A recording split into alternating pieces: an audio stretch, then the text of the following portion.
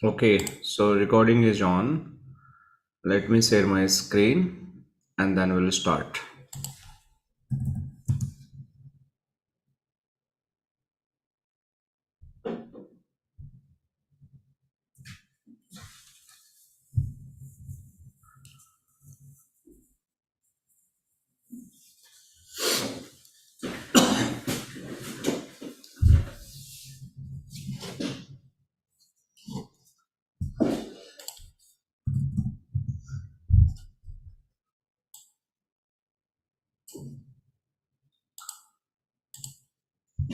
All right, so all set.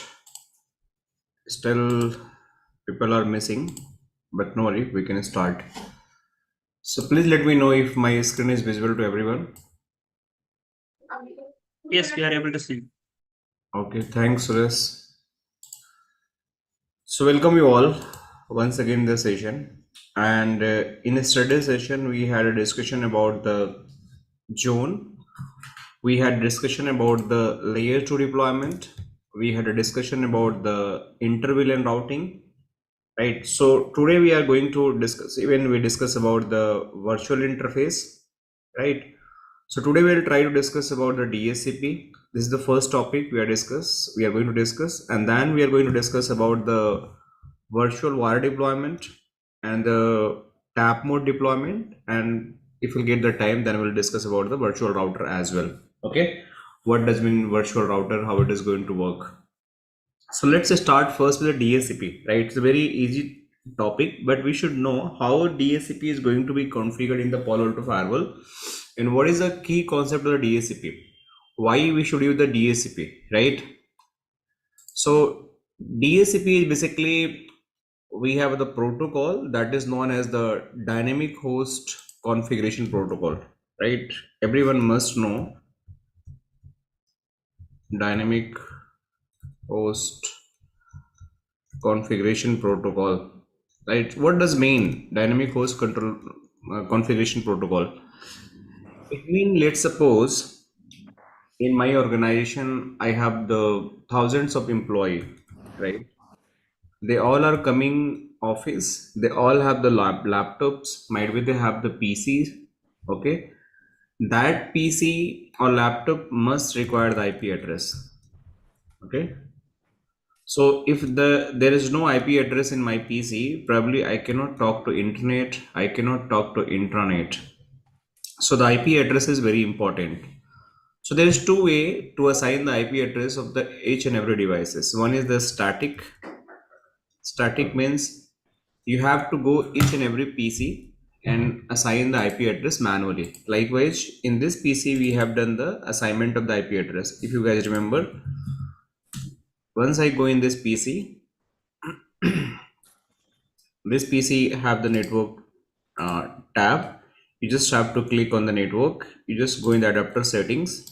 If you click on the adapter settings, you are going to get this IP address, which we assign the IP address manually. Use the IP address. This is the manually. But if I click the obtain IP address automatically, this is another way of assigning the IP address. Once you click this obtain IP address automatically, it is trying to get IP address automatically from somewhere of your network. What is that somewhere of the network? That is known as the DHCP server. Okay, so DHCP server. So DHCP server you need to configure, and from that DHCP server, this protocol is going to run from the client machine to DHCP server. Basically, this is the protocol is going to get the communication between these two devices to get the IP address automatically. So what was the problem and why this DHCP was invented? So the problem was, let's suppose I have thousands of the employee or 10,000 of employee, or might be the 1 lakh of the employee or 1 million of the employee. Then is it possible daily basis we have to assign the IP address? Might be the IT people are a bit familiar with IP address assignment, but the employee itself are non-technical, they don't know how to assign the IP address. So every day you have to work with them, you have to go on their desk and you have to assign the IP address. So let's suppose you are coming to the office 10 a.m. So IT people come to your desk 100 employer settings. So if one is going to take 30 seconds or 1 minute, so you can say unnecessary you are going to waste the time to just getting the IP address, because without IP address you cannot do anything. So to sort out this problem, DHCP was invented, right? That is known as dynamic host configuration protocol.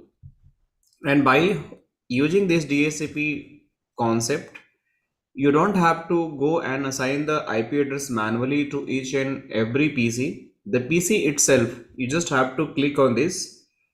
They are going to get IP address automatically from the server. So one server having the collection of the IP address, the collection of IP address, or you can say collection of the networks. Basically networks consist the IP address. So this server is known as the DHCP server. Okay, so basically the client who need the IP address, they will reach to DHCP server, and based on the DHCP they are going to assign the what is the available IP address that are going to assign the IP address. Okay, this is the whole configuration, like how it is going to be work. But how these all are going to be happen, what is the process is behind in between these two PC and the server. We understand there was a problem to assigning the IP address manually. To mitigate those problems, we use the DHCP. By using the DHCP, we basically no need to assign any IP address. Just you have to come office, connect your LAN cable. Once you connect the LAN cable, your device will get the automatic IP address. That's it. All right. So to achieve this solution, there is a special process is going to be used, and that process is known as the DORA process. Okay, how the PC and DHCP server is going to be talk. So we'll focus to understand what is the step-by-step packet is going to be processed to get the successful IP address. So the process which is going to be initiated between these two client and the server, that is known as the DORA process. Okay, so what is the DORA? DORA is basically, it's like the short form of these four messages. First one is a discover, second is the offer, third one is the request, and fourth one is the acknowledgement. So there are four messages which is going to be exchanged between the devices, that is known as the DORA process. And these DHCP packets which are going to exchange, basically they use the UDP packets. Astos, please mute.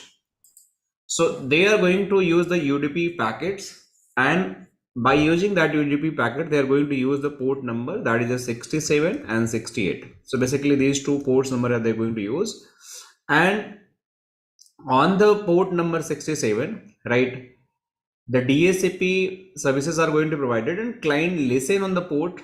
Every client, the PC is going to listen on the port on 68, right? So basically these are the client and server based model, and this entire process is known as the DORA process. Okay, so let's understand in bit detail what is the DORA process, how it is going to work. Okay, so if I just explain about the DORA process, so let's suppose, let me go here. Let's suppose this is my client,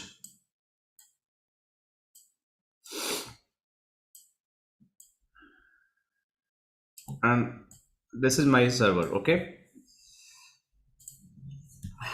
so you can just write here DHCP server. Okay, and this is the client. You can just say PC, PC, PC, PC, or any PC or multiple PC, whatever you want. So the first process in DORA, okay, if you want to get the IP address, once the LAN cable is going to be connected, might be there is switch and the router in between, right? Let's suppose this is the PC and this is the server. So this PC want to take the IP address, so this packet will go to flow this. So I just eliminate these two devices for time being to just explain the packet flow of the DORA, how it is going to be happen. But this is actual data flow. This path is going to be in picture where the communication is going to be happen. So the client is going to send the broadcast message, that is to the DHCP server, and this DHCP client broadcast message is known as the discovery, because DORA is a discovery. So this is going to send the discover message.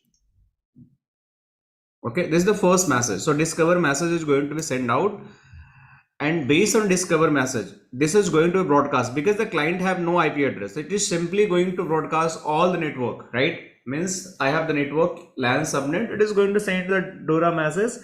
Hey, means discovery message. Hey, someone know about this DHCP server. So the device which are basically DHCP server, they are basically keep listening the client request. They use the port number 68 and this is 67. So they keep listening that messages. So once they listen the message, they are going to reply back. Let's suppose this is the same PC. So they are going to reply back. This reply is known as the offer message. And this is the broadcast. And this time when this device is going to reply, he know already the MAC address who is initiator. So this is going to be unicast. So this is the unicast packet.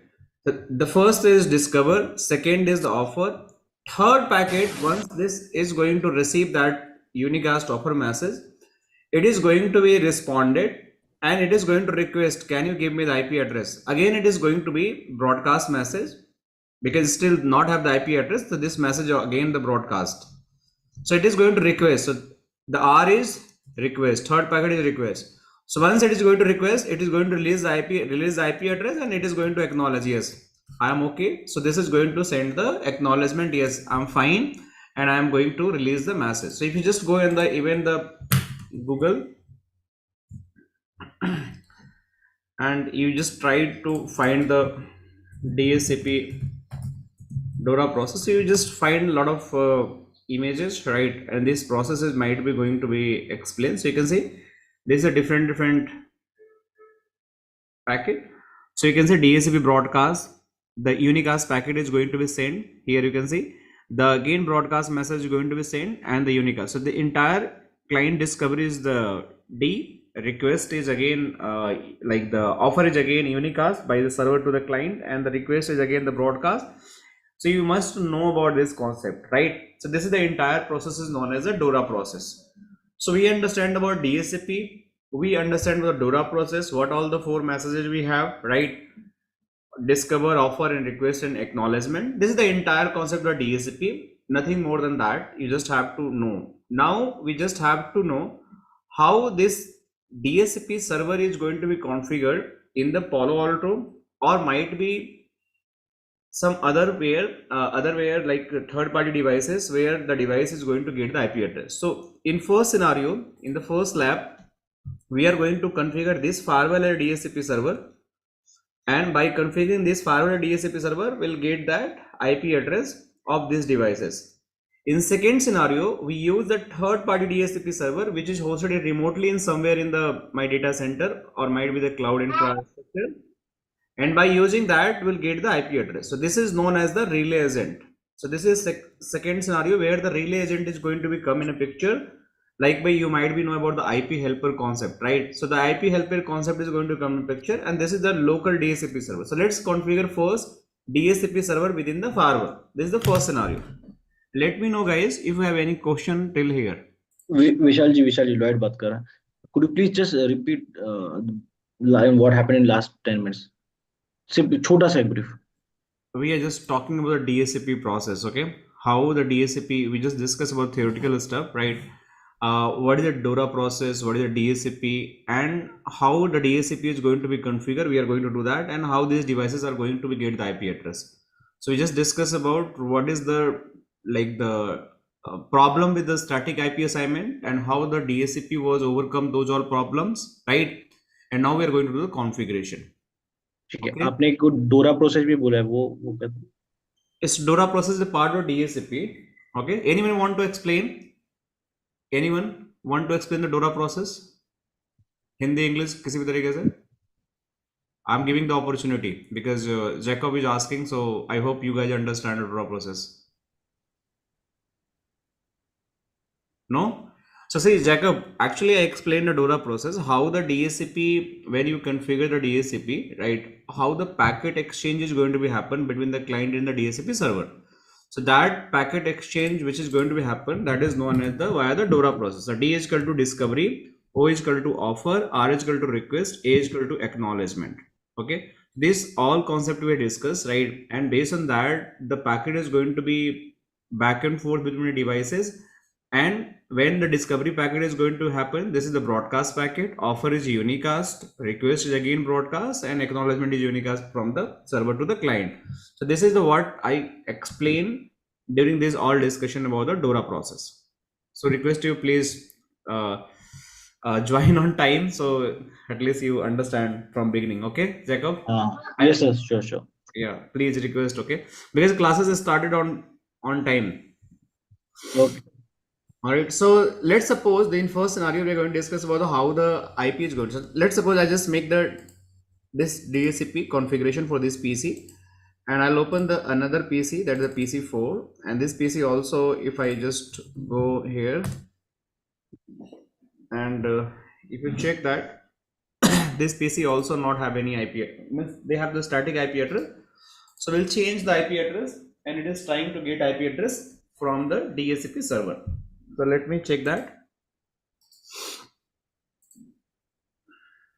So I'll just change the IP address. This is the manual IP address. So I just want to take the IP address. So still it is trying to get IP address, but because we don't have any DHCP server, so this device will never ever get the IP address. If I go and check the IP address of this particular device, so IP config, so you see here there is no IP address. Even I go in the PC2 and I'm just trying to check the IP address, this device also not have any IP address. So basically we don't have any IP address for both of the devices. They are getting the IP address that is known as the APIPA IP address. Like by default system assign the IP address from the 169 series. This also you can see they are assigned from the 169 series /16. So these are the APIPA IP address, auto configuration IP address, that is device itself is going to be assigned. This is not a valid IP address.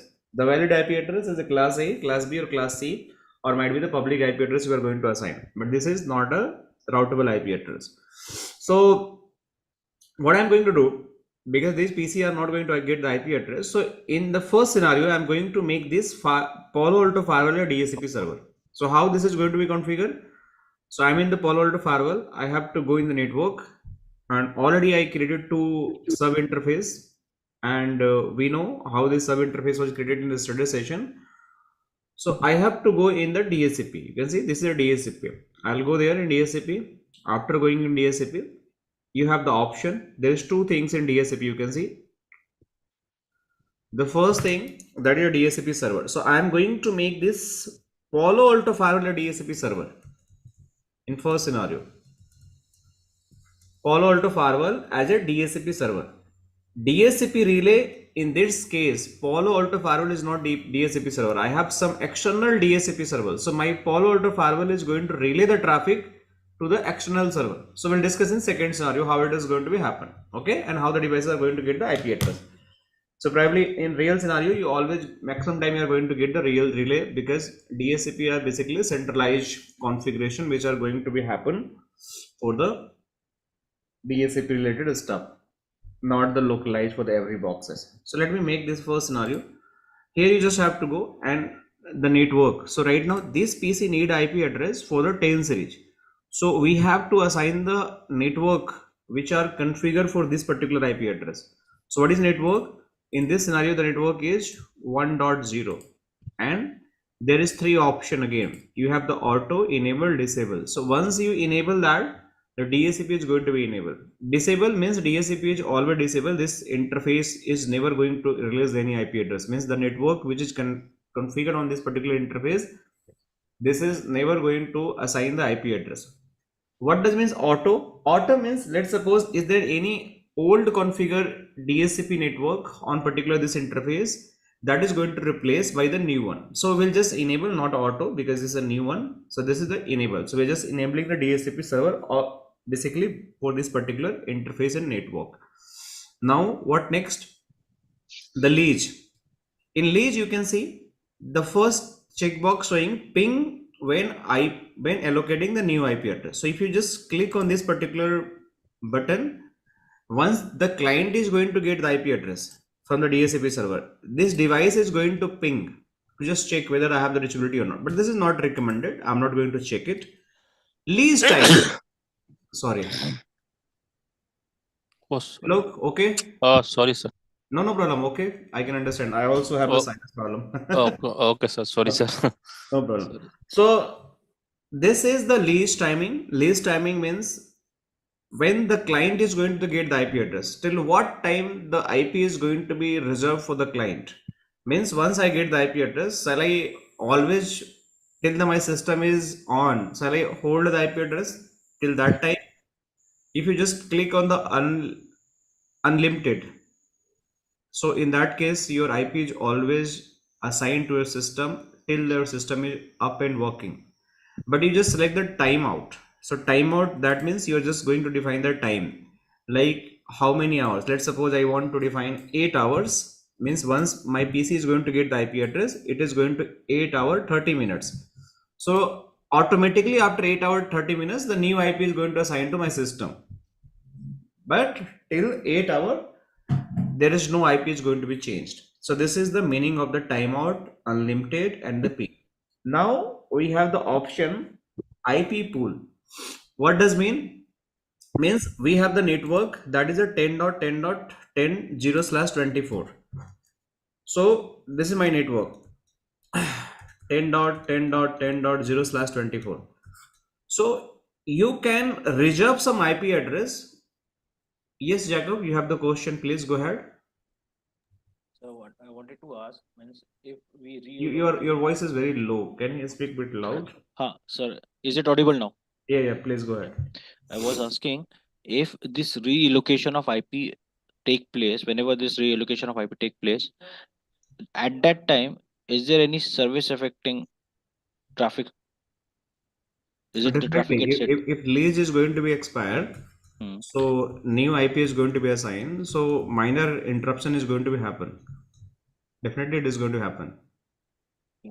That would be a service affecting case. Yes, this is going to happen because your lease is going to be expired. You're going to get the new IP address. So your packet is going to be a flow is going to be reinitiated. So even you don't realize, but yes, there is a minor service within the second or couple of seconds. But yes, it is going to be happen. But in service industry, we do not permit any kind of packet drop within even for seconds. So it's a No, it's not like that. It's not like that. Because see, you cannot lease that unlimited. Let's suppose you are coming to the office, right? So generally lease are for 9 hours or 10 hours. Okay. Because if you are in the office, so basically what is going to be happen? If you're in the office, you're going to work 9 hour, 10 hour, or might be the 12 hour. So the lease time is going to define in this way. So till the time you are working, right? In your shift time, nothing is going to be interrupted from your PC. If you are working more than 12 hour 15 hour 30 hours, then definitely there would be the leash. And DCP is also very intelligent, right? Once the leash is going to be expired, right, they automatically release the time, they not change the IP address, and you are holding the IP address, so they keep assigning the same IP address, just it increase the leash timing. But it's a very minor, even you cannot observe like there is a downtime. Okay, it's a within a second it is going to be happen because the lease is just going to renew. So the same IP is going to be assigned, even though no new IP is going to be assigned. But if you're going to forcefully do that, then it is going to be a little bit interruption because IP is going to be changed, probably new one. So if we consider condition of a data center, okay, my applications. Your voice is very low. Can you Sir, speak? yes, Yeah. sir. I was saying that if we consider an example of a data center, Mm-hmm. okay, my firewall is serving application hosted on the computes. Okay, so there it is required to have a zero downtime. If such allocation of IP time based allocation is there, DHCP is based. First, let me know, Jacob, why your firewall need IP address from the DHCP. This DHCP IP basically for the clients. 99% scenario, it's for the clients, not for the firewalls. We cannot give the firewall interface assign IP address to DHCP. You got my point? Router not assign the IP address based on a DHCP. In a special scenario, we do that, but not the all scenario. And if I have the case, in that case, I have to not define the least timing. I just go with the unlimited. Jacob, you getting me? Hello, hello. I believe we lost. Srijan, you have the question. Please go ahead. Meanwhile, Jacob is coming. Yes, sir. Actually, I'm asking that when we assign the lease time, at that time with the relay function, we assign the DNS also no? At that time, Yeah, I'm or going to we come on have that. Yeah, we are going to come in picture. Okay, yeah. just wait. Okay, okay. I'm Okay. asking that case maybe it is Yeah, not a part definitely. of. There is option. I'm going to show that. Okay. Okay, okay, okay. Exactly. So I was saying that we have to go here and we just have to exclude the IP address, right? Let's suppose I want to exclude the IP address because I don't want to use the all IP address from the 10 series of the network. I just want to exclude some of the IP address. Let's suppose this is my network 10.10.10.0/24. In this network, first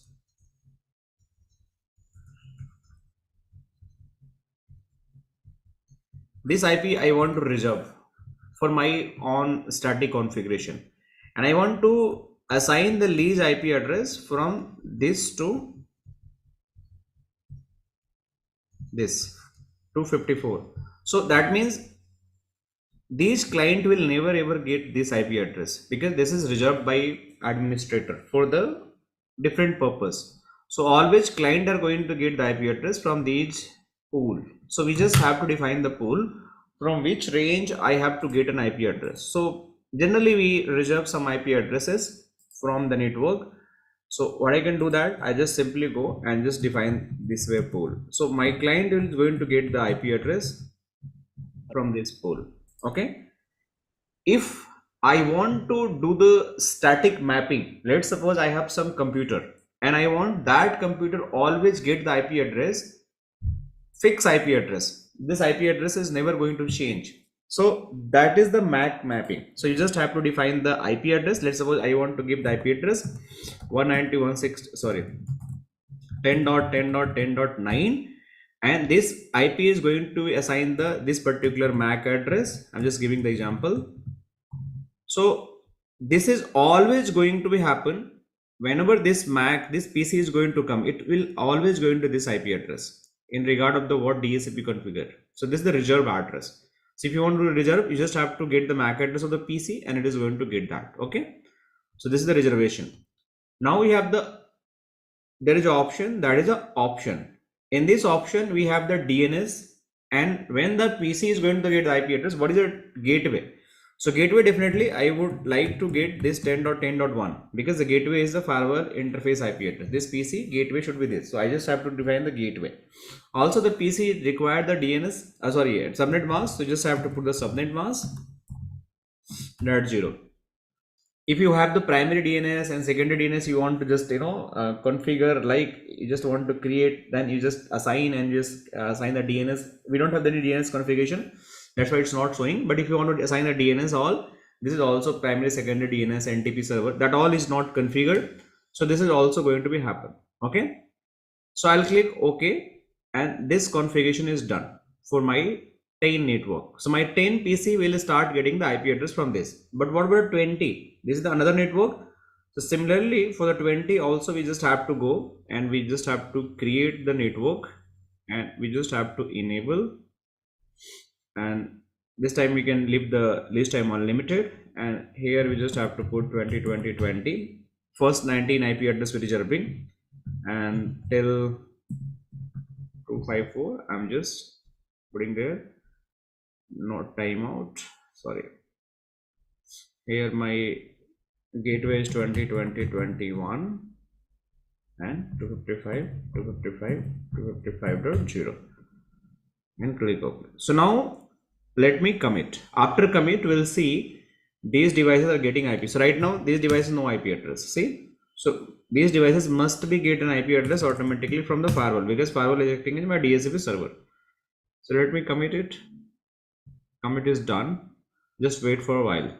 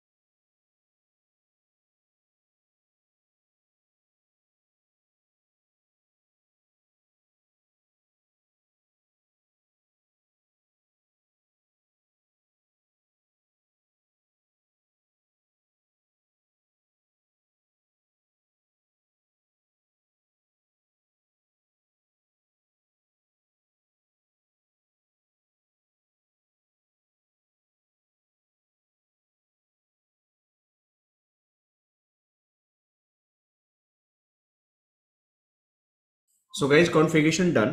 Okay, so let's see if I'm clicking the view allocation.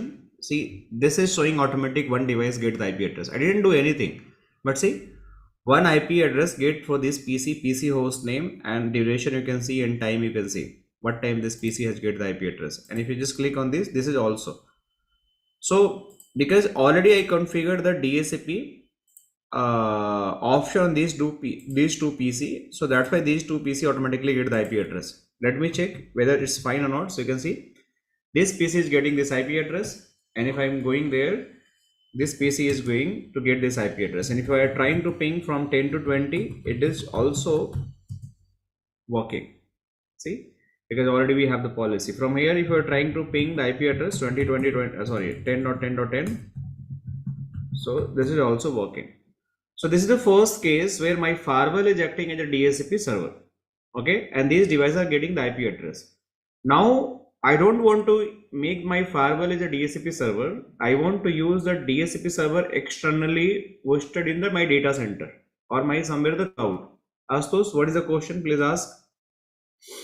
Sir मेरे को ये पूछना था, ये Ethernet 0 आपका 1 है, इसको आपने पहले किसी आईपी पे कॉन्फ़िगर किया है कि इसके बाद में ये 10 और 20 पे ऑटोमेटिकली ले लेगा? ये भी नहीं, कल हमने किया था ना ये कॉन्फ़िगर, कल थे ना क्लास में आप? हाँ जी हाँ। ठीक, कल हमने ये सब इंटरफेस बनाया था ना ये वाले, हाँ। उसी के लाइव कंटिन्यू कर रहे हैं हम लोग। उसी ठीक को ही just yesterday we had defined the manual IP address on this PC, but today I'm just trying to get IP address automatically from these two networks, so via DHCP. तो कल जो किया था उसी कंटिन्यूएशन में हम बात कर रहे हैं। ठीक है, ठीक है, got it? Got it.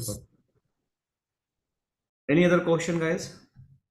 Sir तो लोग दिस सेट सर, मेरा क्वेश्चन था राइट, इसमें आपने डीएचसीपी कॉन्फ़िगर किया रियल सिनेरियो में राइट, प्रोडक्शन लाइफ में कैसे आइडेंटिफाई करेंगे कि क्लाइंट के लिए डीएचसीपी वर्किंग कर रहा है राइट, और आपने प्राइमरी और सेकेंडरी डीएनएस नहीं कंसीडर किया, तो वो क्या कंसीडर करेंगे?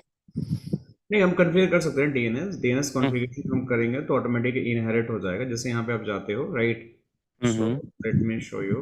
नहीं सर, वेरीफाई कैसे करेंगे राइट कि मतलब क्लाइंट के लिए वर्क कर रहा है DHCP? Because they are getting the IP address, no? See, you can see, you can just do one thing, IP config release, right? So this is going to release the IP address.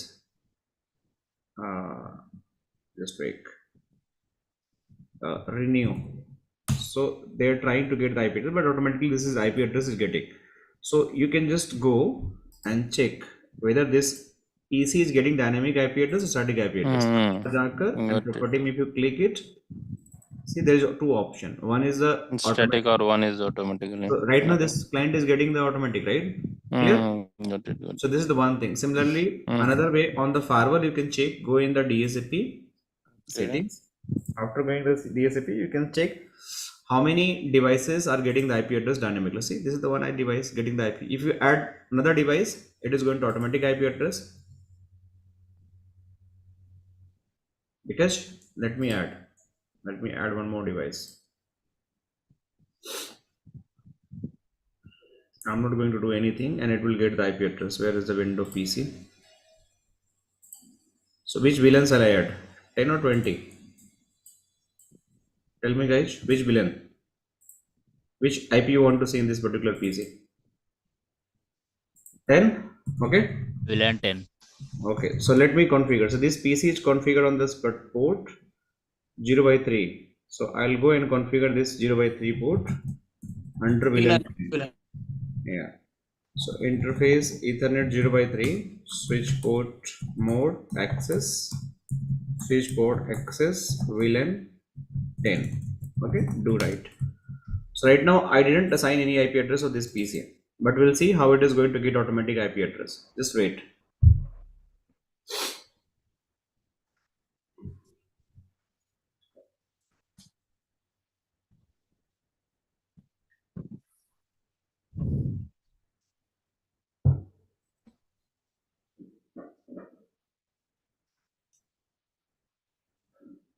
So PC is getting starting.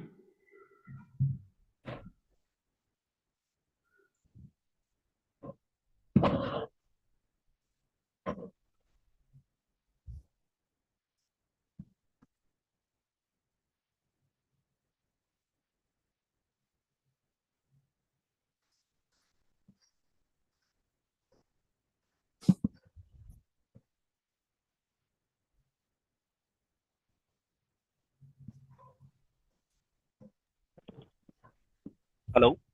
Yes, yes. Sir, just one question.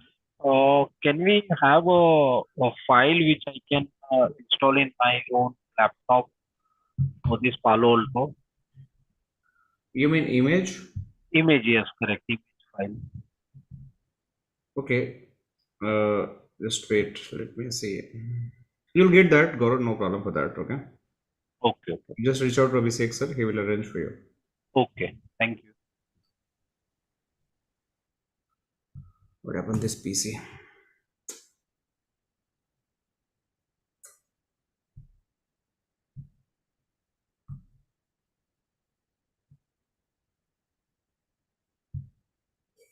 Okay, it's starting now. These are the virtual devices. Sometimes take longer time.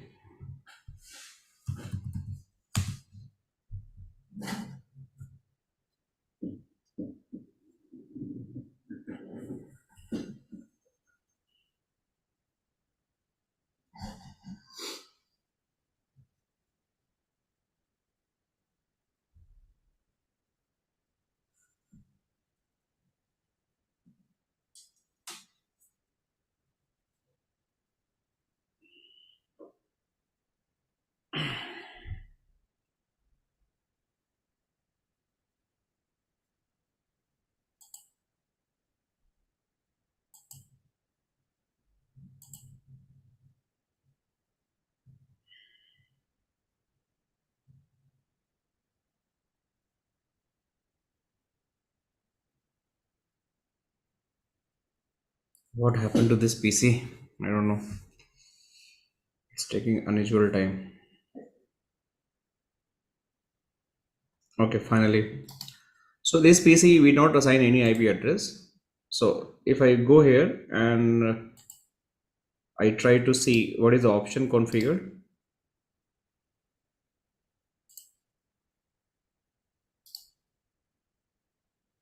Properties.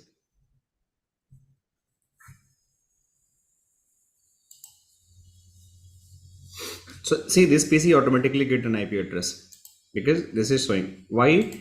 Because by default every device is come with the DHCP option to assigning the IP address.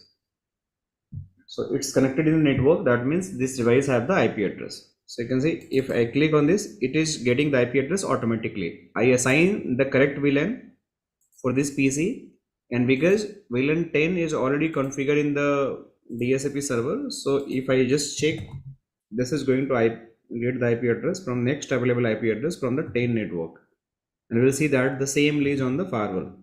So IP config, so this is getting the IP address 10.10.11. And if I'm going on the firewall, if I just refresh this, let me close this, and if I just click on the, see, another IP address automatically with the new PC MAC address, it has been assigned. So by default, you just have to add the devices. Let me off this PC. Unnecessary, it is going to add the burden on the lab. So let me stop it. But yes, we can see like how the IP address is going to be assigned to the network automatically when my firewall is DHCP server. But now I have the third party DHCP server hosted in somewhere different location. Then how it is going to be happen? So we just have to configure the DHCP relay. So how this relay is going to be configured? First, we have to make sure to make the connectivity from firewall to DHCP relay agent. So this DHCP relay is just a router. Okay. So let me configure this. Just this is a DHCP server. I just using one of the router as a DHCP server. So I'll go here and I'll just make the host name config t host name DHCP server. Okay.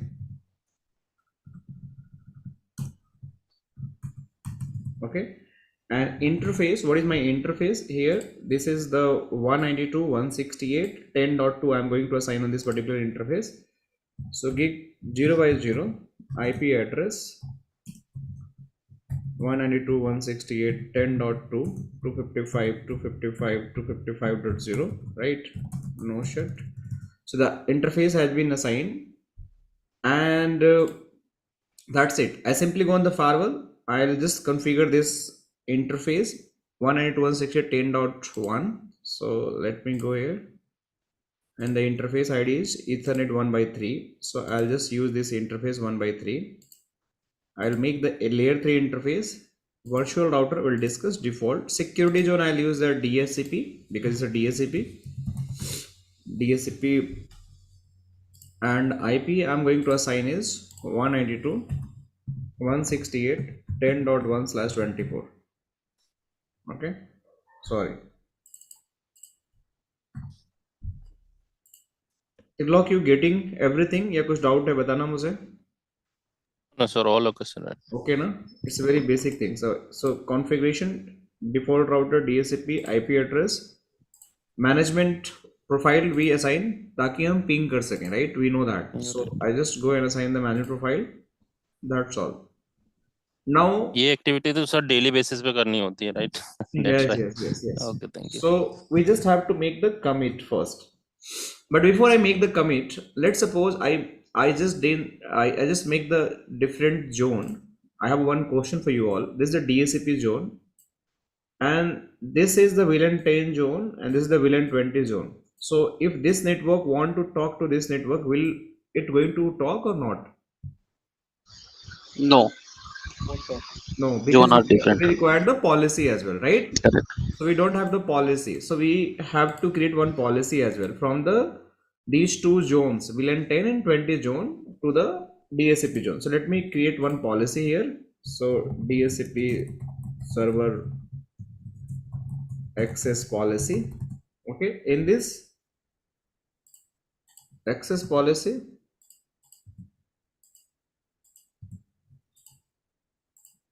let me, why it's showing the error?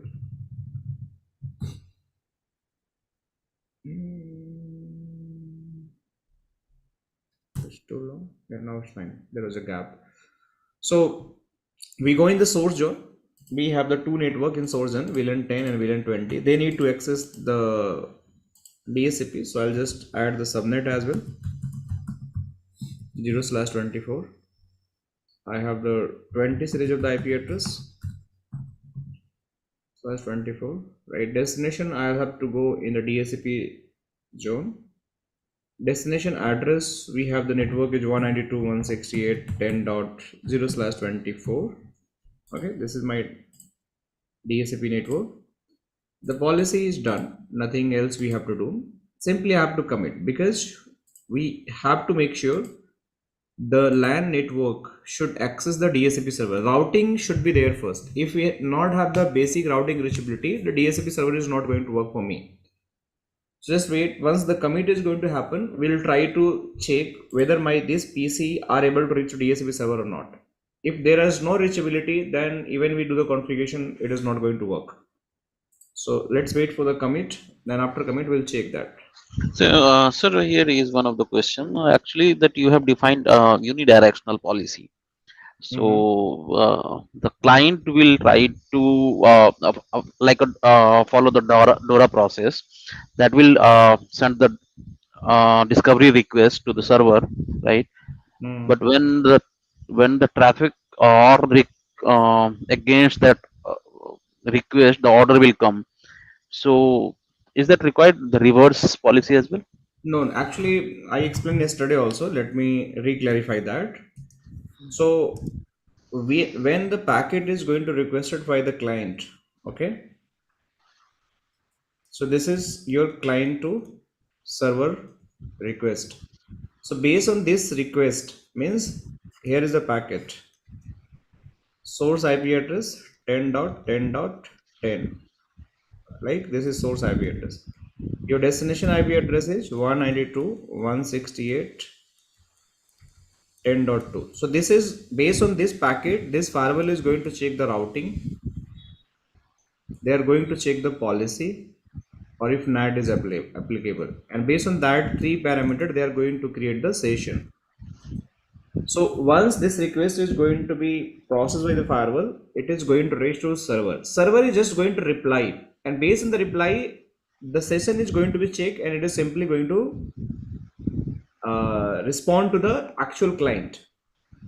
But let's suppose server want to initiate and he want to initiate to talk with this PC, then in that case reverse policy is going to require. Okay, so originator, in the case of originator. So you always have to think about who is originator. Originator is my client. Client want to talk to me. So from client to site, I need a policy. Based on that, my request reply will always follow to me. But if I am the originator, reverse, then again I have need a policy. Because this is the next generation firewall work on the session base. So in this case, when once the request is coming to the DHCP server and DHCP server is replying back to the client, then in that case, source IP, is that going to be changed or not? Source IP will be DHCP server IP at the time of reply. Definitely, you are going to reach to DHCP. You are going to reach to DHCP, right? So Yeah. your source is this and destination is this. When it is going to reply, your source is this and destination is this. Okay. So But you're against just replying. You're not. okay. So against that request, the packet is going to reply. In that case, no reverse policy is required. But once the initiator will be the DHCP server, then in that case, the reverse policy is required. Exactly. Exactly. Okay. So let me check whether my server is able to reach or not, right? Means if this PC able to reach to server or not, based on the basic routing reachability. So see, because these subnets are directly connected on the firewall, so this is also and this is also. So they are available in the routing table. How can I check the routing table? So simply if you go in the Palo Alto Firewall, and still we not discuss about the virtual router, that is the next topic. So if you see here, they are directly connected here network. So all are available in the routing table. So they are going to talk without any problem. So let me verify, because we already created the policy. So let me ping here. So I'll ping 192.168.10.2. Should be reachable. Let me see whether I just configure the rightly interface or not. Show IP interface. Okay. Sorry. Actually, we required the reverse route also. In this router, we not have any reverse route. Okay. So that's why it's not working. So I have to use one default route here, pointing toward the firewall. So any specific route or reverse route and default route. So the packet is going to be responded to the firewall. Now it should work. Okay. So I just use a default route. Let me check again. Should work definitely. So it's pinging. So now I have the reachability to my DHCP server. Similarly, I check with this PC 4 as well, and it must be reachable to my DHCP server. So basically, technically these PC not have the IP address, but what I'm trying to make a point, the network from which you want to make the DHCP communication, that network should be reachable. So network ID is configured on the firewall. So I'm just checking, either you ping from the firewall, it is also going to work, or you ping from this PC, it is also going to work. But when I make the DHCP, right, this PC will dynamically trying to get IP address, which is right now my firewall DHCP server, but I want to get this DHCP server as a IP address. Okay, so let me do configuration first from the firewall point of view. So I have to configure DHCP relay. So if I go and configure a DHCP relay to just get an IP address, I just have to go in a DHCP relay, and here I have to define the IP address, means the interface for which network, this one. And what is my DHCP IP address? In this case 192.168.10.2. So I'll just go here and add 192.168.10.2, but it is going to give an error. When I click OK, it is going and giving the error. This network this interface Ethernet 1x1.0 constraint failed. Only one IP v4 server or relay can be configured. So why? Because already we configured this interface as a DHCP servers. That's why we cannot configure relay as it is at the same time for this same network. So we just have to remove it. So basically these two networks should be removed here, because already we tested a DHCP server, so we require relay. So we have to remove the configuration. Now if I'm going to make the configuration, it is going to work. So make sure either DHCP server for that network is going to work, or relay it is going to work, not both network at the same time. So I'll just say configure and I'll just go 192.168.10.2. There is no IPv6, so I'll just click OK. Done. Simple configuration. Similar for the another network, that's 1/20, and IPv4, the same DHCP server we have, 192.168.10.2. so this is also done for me. Okay, these two has been done. Now my firewall site configuration has been done. Okay, and once I'll commit this, PC will not get any IP address because still this DHCP server is not configured. We have the basic IPv4 reachability, but we have to configure the DHCP server as well. So how this DHCP server is going to configure, we'll see that. So just wait for the commit, then we'll test that.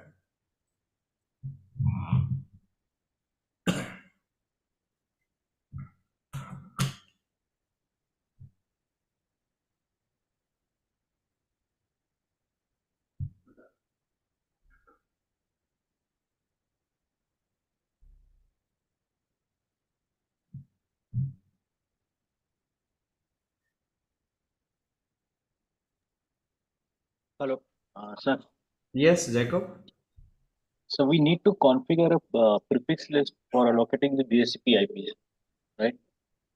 Prefix list for allocating. No, we just have to configure the DHCP configuration. I'm going to do that. How it is going to happen in the router. फिर There's वो no कौन prefix list. फिर वो कौन से network से IP allocate करेगा system को? Yeah, I'm going to do that. We'll see that. Okay, just wait while you will get automatic answer. So now we just configure the relay, but they are going to see what is going to happen. This PC are going to reach to the firewall. Firewall will say, yes, I know the DHCP server. So on behalf, this broadcast request is going to reach to the firewall. This broadcast request is going to convert it in unicast. This firewall will further going to reach to this DHCP server. But this DHCP server must have the DHCP configuration for that particular network 10 and 20, which is not available right now. So we have to do that particular configuration in DHCP server. So let me, if I go in this PC and I try to check the IP address, if I just renew the IP address, if I go in this PC also, let me renew. So they will not get any IP address because now DHCP is not available. So they are trying to get an IP address, but it will never get the IP address. Why? Because DHCP server is available in my network, but it's not configured. So we have to configure the DHCP server as well. So let me see. Do we have any IP address? They will get the IP address. Still, they have the old. Let me renew. So let me release first. So there is no IP address. See, and if I am trying to renew again, so they will never get the IP address. Let me release this one also. So you can just check this way how to release and renew the. So I'm release the IP address, and if I'm trying to renew, they will not get the IP address because we don't have any IP address in my network. So it's keep trying, but it will never get the IP address. See, no IP, again the IP address, no real IP address. So we'll see how this is going to get the IP address. Again the IP address, no real IP address. So let me go on the DHCP server and configure the DHCP configuration. How it is going to happen? This is a Cisco router, so I can use as a DHCP server. So you just have to go here and you have to run a command IP DHCP pool, right? Or VLAN 20 subnet. We just put subnet. Okay, this is my pool name. So this pool will assign the IP address for the VLAN 20. And what is the network for this? Network is 20.20.20.0. And what is the subnet mask? 24.24.24.0, right? And we don't require any secondary. And also we required some default gateway. So for this particular router also require default gateway. So you just have to use the command default router, that is 20.20.20.1. And also we just have to exclude, I forgot to exclude the IP address. So I just have to exclude some IP address from this network. So IP DHCP exclude, sorry, DHCP exclude address. And what we excluded by the GUI from 1 to, I can just exclude 20, 20, 20. Let's suppose this time I want to exclude till 40. So this has been excluded. So this is for the network 20. Similarly, I have to create for the 10 VLAN. So I just need to copy this and I just use 10 VLAN, and for 10 network I have 10, 10, 10, 0, 255, 255, 255.0, right? And default router, this is the gateway, and further I have to IP DHCP exclude address, that is a 10.10.10. let's suppose 1 to 10.10.10.100. so I'm just excluding till 100 IP address just for the, and do right. So my DHCP configuration has been done on the server. Let me show you the what DHCP configuration I have made on the server. You guys can take the snip. So section DHCP, this is the configuration I have made on the DHCP server. आप लोग इसका ले सकते हो snip if you want. So first I have excluded the address, means this address is never ever going to assign the IP address for the clients. This address for the 10 network, the 1 to 100, and this for the 20 network 1 to 40. Now we created the pool. One pool is the VLAN 20 subnet, one pool is the VLAN 10 subnet, and this is the network, this is the default gateway, that is the default router. So let me check whether this PC is now getting any IP address. So let me try to renew. So what is going to happen once I try to renew, the DORA process is going to be started.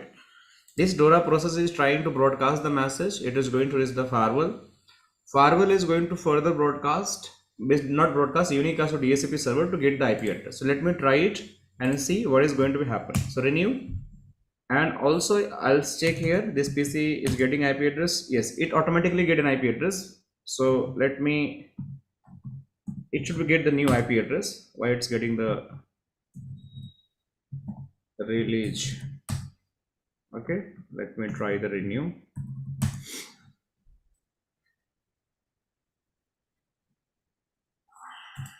So see, this IP address start getting from 101 because we excluded the IP address from 1 to 100. So the first IP address this PC get is a 101.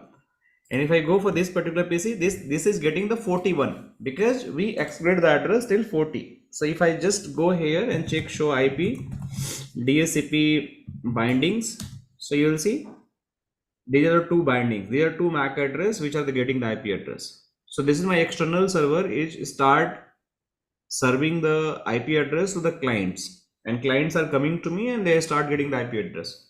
Yes, Jacob, ask your question. You raise your hand. So we are using a public IP over here, 25.25. Okay.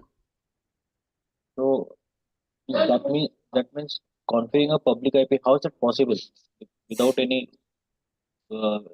exterior protocol and without netting? How that would be possible in a real scenario? Real scenario means you what? Means you talking about the real scenario? Yes. Now since we have assigned IP 20.20, this is the first thing. See, Jacob. First thing, when you have the LAN, okay, LAN DHCP never on the public network. Okay, this is the best practice, real scenario. Why the LAN is going on the DHCP or LAN network on the public network? They are the private IP, right? So you have the private network where DHCP servers must be hosted. So there is no NAT is going to be required. Even that NAT is going to be required, even the public is there. So it is also doable. It's not like not doable. Just you have to make the basic connectivity over the public network and that IP is going to be released. But if you talk about the LAN is always local to the network. So your data center should have, your own data center should have the DHCP server within the LAN network. It's not in the public hosted. Why are you going to make the complexity in network? Understand my point? Uh-huh. But Clear? can we assign this public IP? This is what my ask is. We can do that. If you just put it in the public, okay, here, public is a public IP address and this is a private IP address. Then you have to perform the NAT here.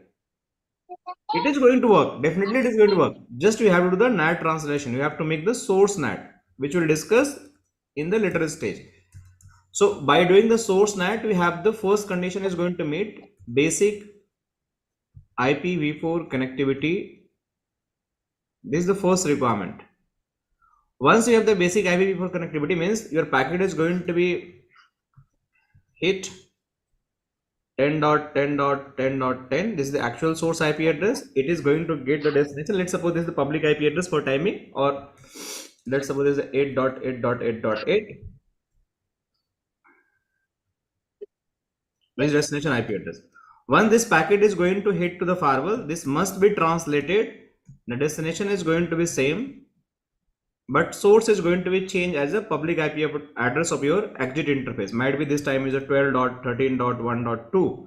So this is your new source, this is your new destination. So by using that, your DORA process is going to reach to the DHCP server. It is going to release, then you're going to get the IP address.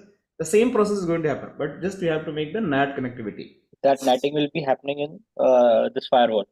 Yes, this firewall is going to do the NAT in the public scenario.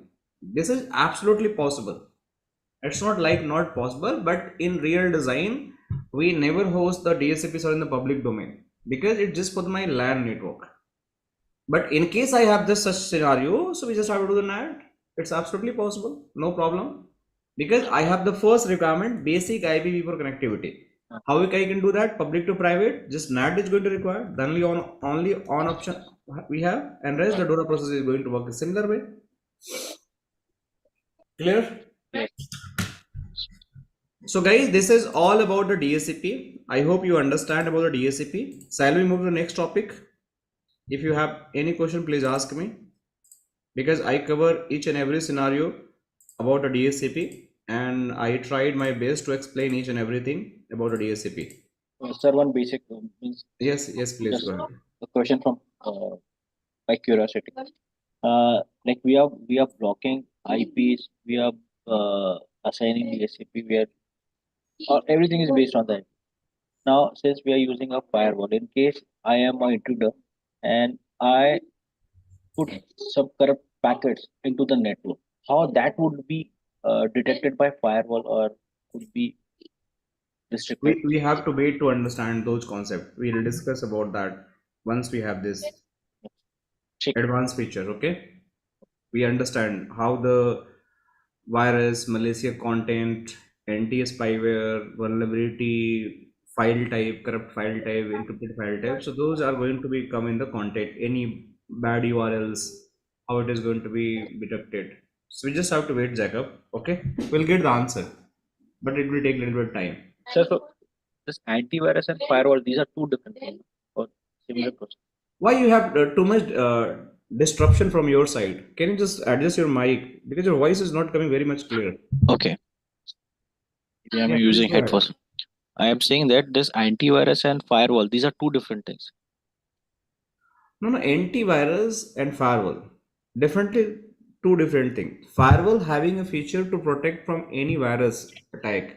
Firewall have a feature to protect from any spyware attacks. Firewall have a feature to protect from any vulnerability attacks. So firewall is one device which have the multiple feature.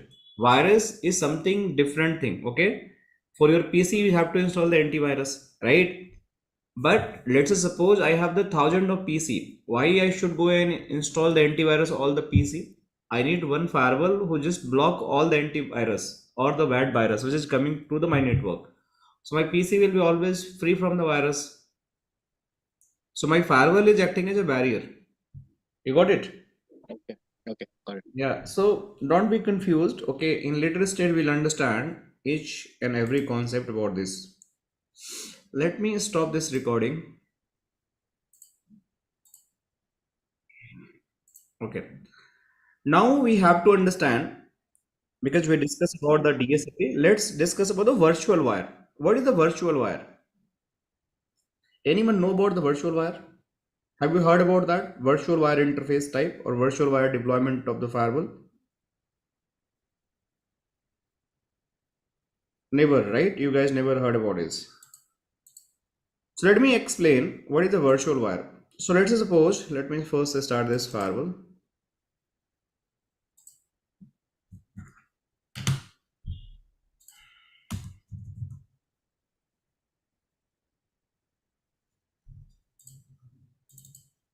Is it like virtual circuit or GRE tunnel? Yeah, kind of. Let me start this firewall first. What happened to this firewall?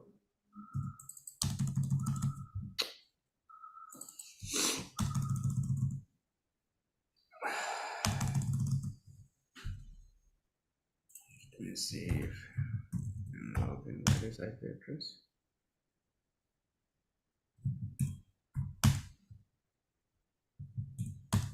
I don't know what has happened. Okay, now it's done. Admin, old password admin, new password. Okay, show system info. Let me check the IP address. That is 37. Okay, show jobs all. Okay, so auto commit is also done. 37 is IP address. So let me log in this first. Okay,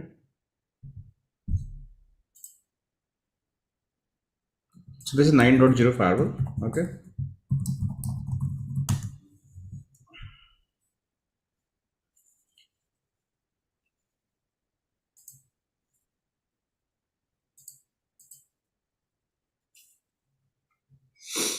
so first we'll understand what is the virtual wire in a Palo Alto and what is the use case of this virtual wire and why basically we are going to use this virtual wire.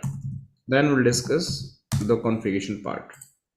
Okay, because if you go for the interview, this question is going to be asked and you must know about the answer of these questions.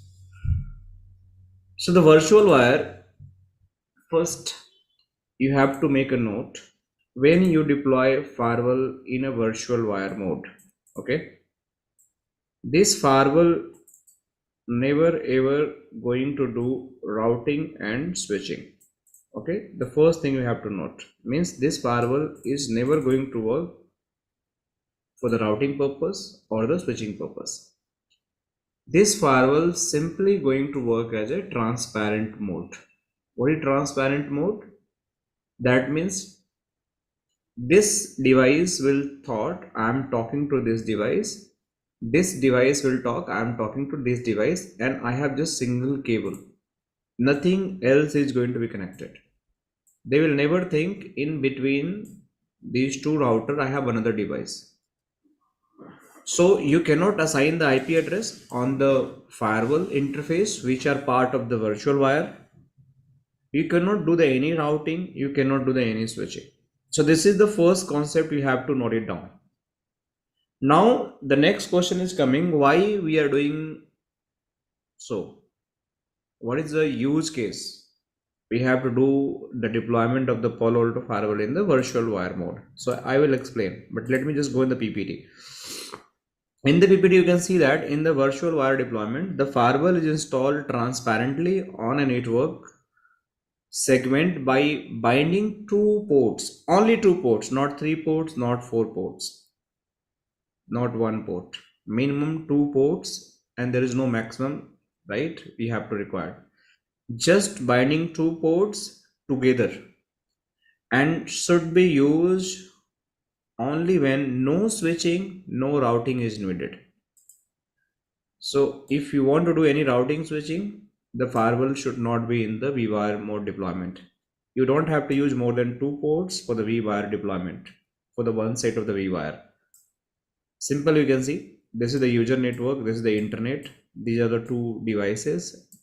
They are connected together via the firewall, but this firewall will never do the routing and switching.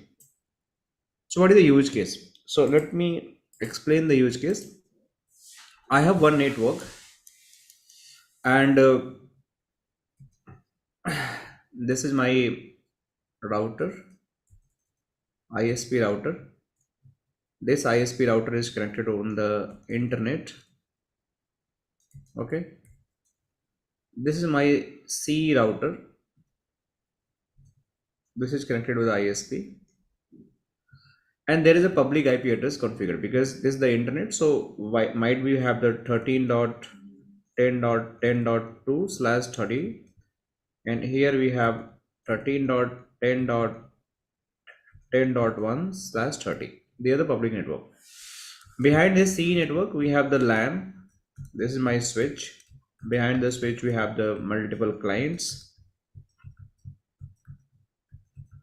So in this network, you can see there is no firewall. So it's a plain network, and somewhat there is no security. And you have a requirement. You have to apply the firewall for some reason between your company router and the ISP router. This is your requirement. You don't have some kind of setup where you can apply the firewall between the switch, because might be this switch is unmanaged, not having the support or something else, or might we have some acquisition of the companies where two network is going to come in a picture. They want to join, but you want to not touch the legacy network which are running for a different company, and still you want to make the security in place. So on that scenario also, vWire come in a picture. So when I'm going to use the vWire, if I'll not use the vWire, if I use the normal firewall, let's suppose I use the normal firewall. So this is my firewall. So this interface and this interface IP must be changed, and I have to run one set of the protocol here, one set of the protocol here, or might be the static routing for the routing. So you see, I have to bring the new IP schema as well. So my ISP again going to give the objection, or might be they're going to give the costing for it, because they are going to give the new IP address, new configurations, a lot of things is going to be in place. So what is the solution? So the solution is, I don't want to change the IP address. The IP address remain there on this interface. The IP address will remain there on this interface, but still this firewall will connect the cable from this router to this. This is the RJ45 cable. Just think about RJ45 cable, this to this. But I'm not assigning any IP address. Still, I'm not assigning any IP address. So now my firewall is on, and this time this firewall is not normal deployment mode. This is the vWire deployment mode.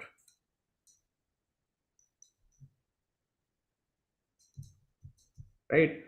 So this firewall is a vWire deployment mode. Then what is going to be happen? Let's suppose this PC is want to talk to the Google, and I want to block the Google from this firewall. I can do that without routing switching. If PC is downloading some, uploading some traffic based on the source IP address, destination IP, no routing, no switching, but still I can filter the application, I can filter the URL, I can filter the content, I can filter the source IP, destination IP, I can filter the port, I can filter any kind of the users. So a lot of things, whatever all things we available in the firewall features for the next generation firewall, just for the inspection and the blocking the traffic, that is all possible in this particular vWire mode.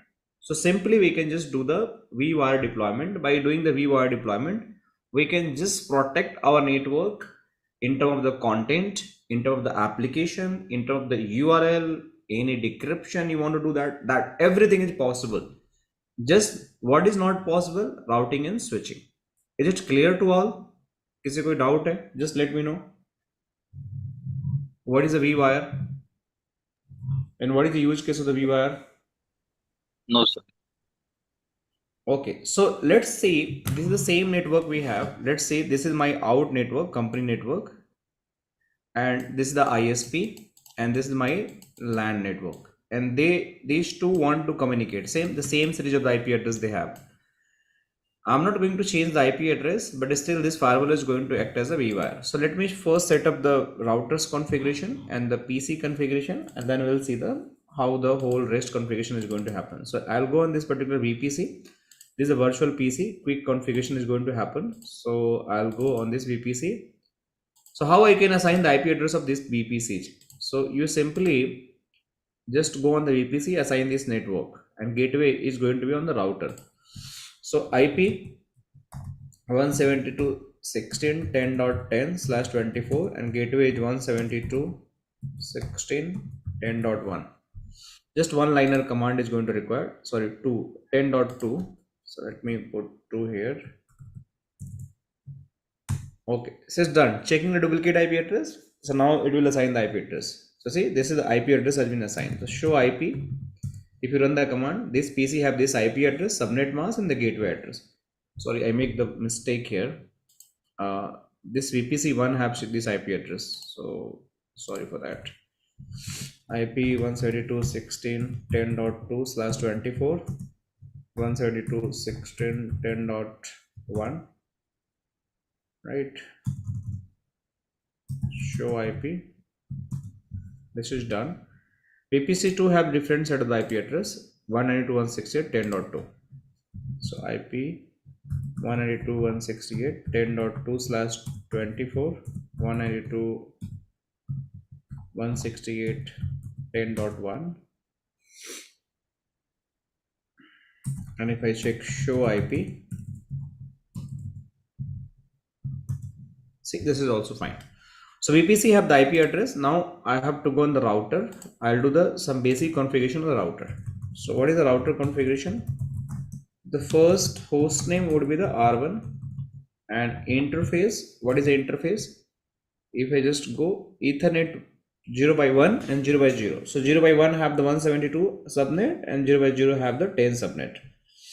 So Ethernet 0x1 IP address 172.16.10.1 255.255.255.0 no shut, and interface Ethernet 0x0 have the another subnet that is 10.10.10.1 255.255.0 no shut. Okay, do right. So if I just ping from this VPC to the gateway, should be reachable. So let me try it. 16.10.1. This is must be reachable. So this is reachable. So this VPC can reach to the gateway. So here to here communication is fine. Let's go on the R2 and we'll check this configuration as well. First configure the R2. So in R2, the first we'll change the host name R2, and we have another set of the interface Ethernet 1 and Ethernet 0x0. So 192 and 10 subnet. So interface Ethernet 0x1 IP address is 192.168.10.1 255.255.255.0 no shut, right? Interface Ethernet 0x0 IP address 10.10.10.2 this time.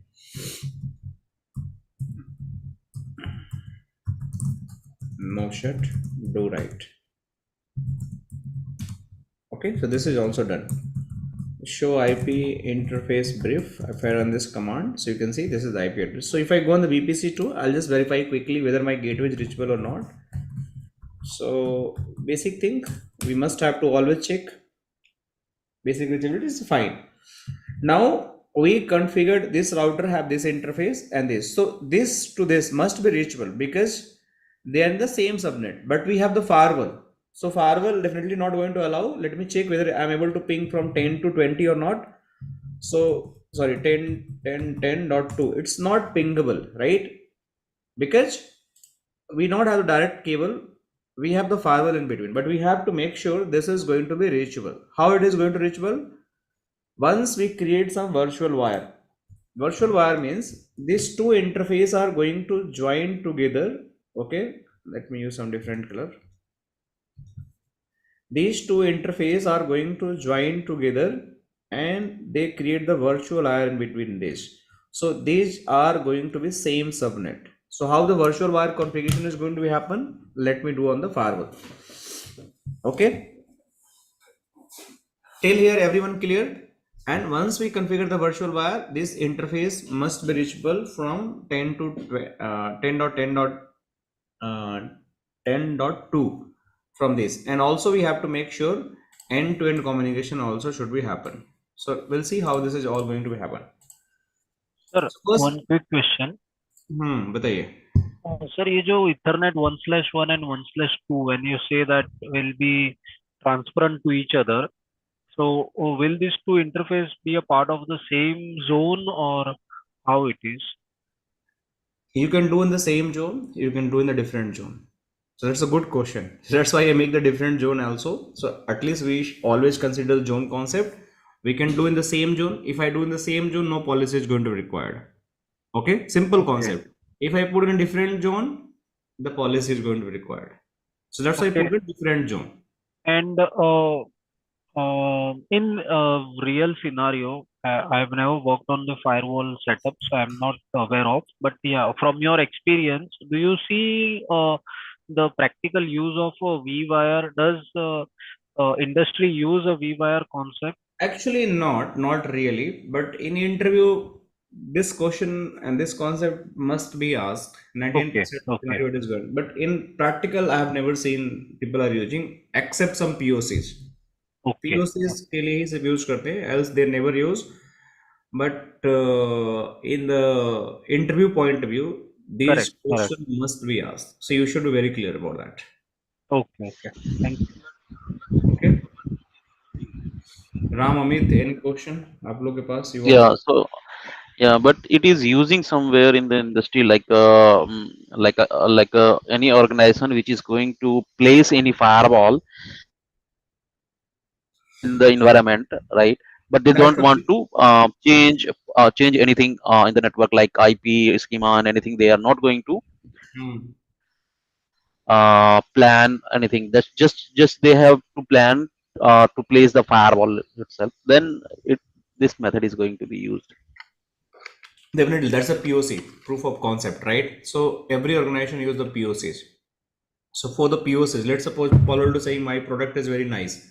So I have to check. So how can I check? I would not down my network, or I cannot change my network design. I'll just simply place this firewall and check the features. So that's the POC. If I'm happy with all features, then I'm ready to deploy. Okay, Amit, Ram, do you have any question? What is POC? Proof of concept. Proof of concept, right? Let's suppose you want to deploy anything in the network.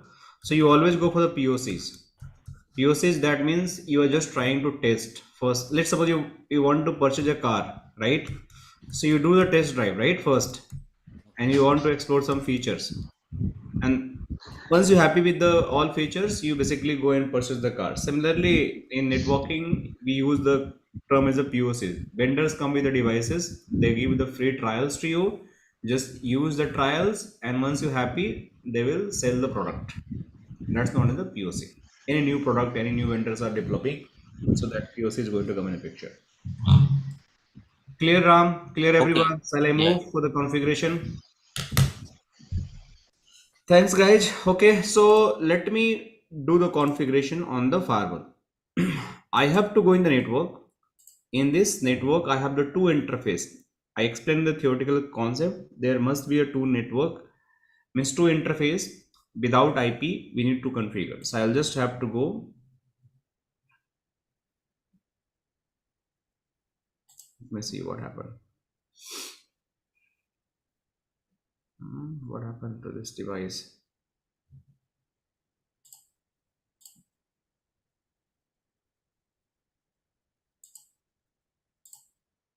All okay. Oh my god, this device went down. I don't know why. Oh, the virtual device sometime happen. Just wait, guys, for 5 minutes. Okay, no choice. If you guys want to take a break, take a 5-minute break. Okay, let me pause the recording. Just take a 5-minute break, come back again. Okay.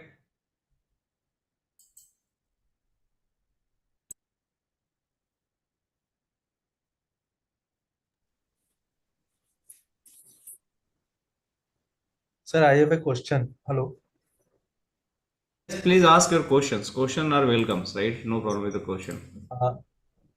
Sir ये है थोड़ा सा silly question, ये VPC आपने जो इसमें use किया lab में, वीपीसी डिवाइस एक कंप्यूटर है और नेटवर्क है, ये वीपीसी ये just testing computer है. Testing computer? The testing computer. VPC is just testing computer. Nothing more than that. Okay. Okay sir, thank you. ये फायरवॉल का जो वर्जन लाइक VMware जैसे या vWire आप 9 पॉइंट सम पालो अल्टो के 9 वर्जन पे आप कर रहे हैं और दूसरा 10 पे कर रहे हैं, तो ये क्या डिफरेंट वर्जन पे करना पड़ेगा लैब में? All see 8.0, 9.0, right? 10.0. These are different versions. All features are going to work in, like I can configure the vWire on 10.0. In this version, in this particular firewall, just by default selected a 9.0. But it doesn't mean it is not going to work on 10.0. Same feature is going to happen. Same configuration is going to happen. Just the look and feel is going to be different. The same thing is going to happen. So there is no version. Every version support everything, right? Just they have the advanced feature, advanced capabilities. Nothing more than that. तो ये जैसे हमें जो lab access मिलेगा उसमें क्या different version वाला ये रहेगा या केवल एक पे ही सब सेटअप करना आप चेंज कर सकते हो. If you want to change the version, you can change the version as well from here simply. You want to change 10.0, change it. Okay, It's your choice. Most of the lab is going to happen 10.0. By default, small lab 9.0. I didn't change it, okay? But if you want to change, you can do the same thing and it is going to work. I'm not going to change right now, but if you want to do that, it is going to work. The 9.0 work iOS quick faster than 10.0, okay? Because this image is quite so that's why I sometimes use that, 9.0 in the lab where we have the small labs. Sir ये घर पे setup नहीं हो सकता क्या lab? It can be done, but you require very high configuration devices, like minimum 32 GB RAM would be recommended for the Palo Alto setup. अगर आपके पास उतना है, you can do that. There is no problem at all. आप इसका image file दे देंगे? Image का Image file मिल जाएगा. There is no problem with the image file. 9.0 image file will be there. You guys can take it. So let me set up. I don't know what happened. The firewall automatic rebooted. 37. Let me check again. Now it's working. So admin.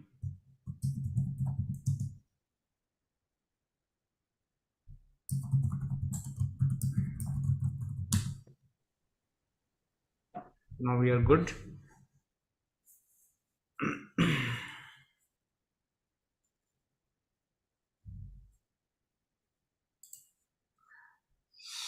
So now we just have to configure that tap mode. So the tap mode, we have the two interface, Ethernet 1x1 and 1x2. So simply click on the Ethernet 1x1, sorry, not tap mode, vWire mode, and I just click on the virtual wire. See, this is the interface type. And once I click the virtual wire, again I have the virtual wire name and security zone. There is no IP option we have.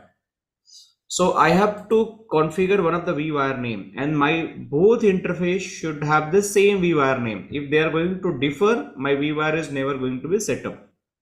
Okay, so I click on the vWire here and I just put the mode as a vWire, and there is no interface right now showing. So leave it to the blank. Tag allow, that means how many VLANs you want to allow. So if you want to allow all the VLANs, just leave it the default. No need to do any configuration, just click OK. Security zone. So now in this interface we have the security in zone, and this interface we have the out zone. So simply I go here and I create one of the security zone, and this time I'll use the security zone as the in zone. Click OK. So this is done. There is no additional configuration is required. Now I'll go on the interface 1x2. I'll click on this particular interface, virtual wire again. And this virtual wire, I'll just make that virtual wire, the virtual wire type. Security zone, I'll make the different security zone, out zone this time. And this is my out zone. I click OK. This is also done. So this is my virtual wire. If I go in the virtual wire again, and if I click, see, these two interface has been mapped automatically. So these two interfaces are going to form the virtual wire because we just connected them together. All right. Now, because the zone are different, the in and out zone are different, and we have to initiate the packet from here to here and here to here. So we require the forward and reverse policy as well, right? So how the policy is going to be created? I'll just go in the policy, and if I go in the policy, I have to create in to out policy, right? And in this in to out policy, source zone, my traffic is going to in, and address, I have the address is there is two type of the address. One is a 10 network, one is a 172 network. So I have to add both. So let me add 172.16.10.0/24, and another network we have the 10 series of the network. So 0/24. So these two network must be permitted. Destination zone, we have the out zone. Destination address, we have the 192.168.10.0/24. We can put 10 as well because single IP is going to require, but let me put the whole network. There is no problem at all. So this is my destination zone network, and services are going to be allowed. Okay.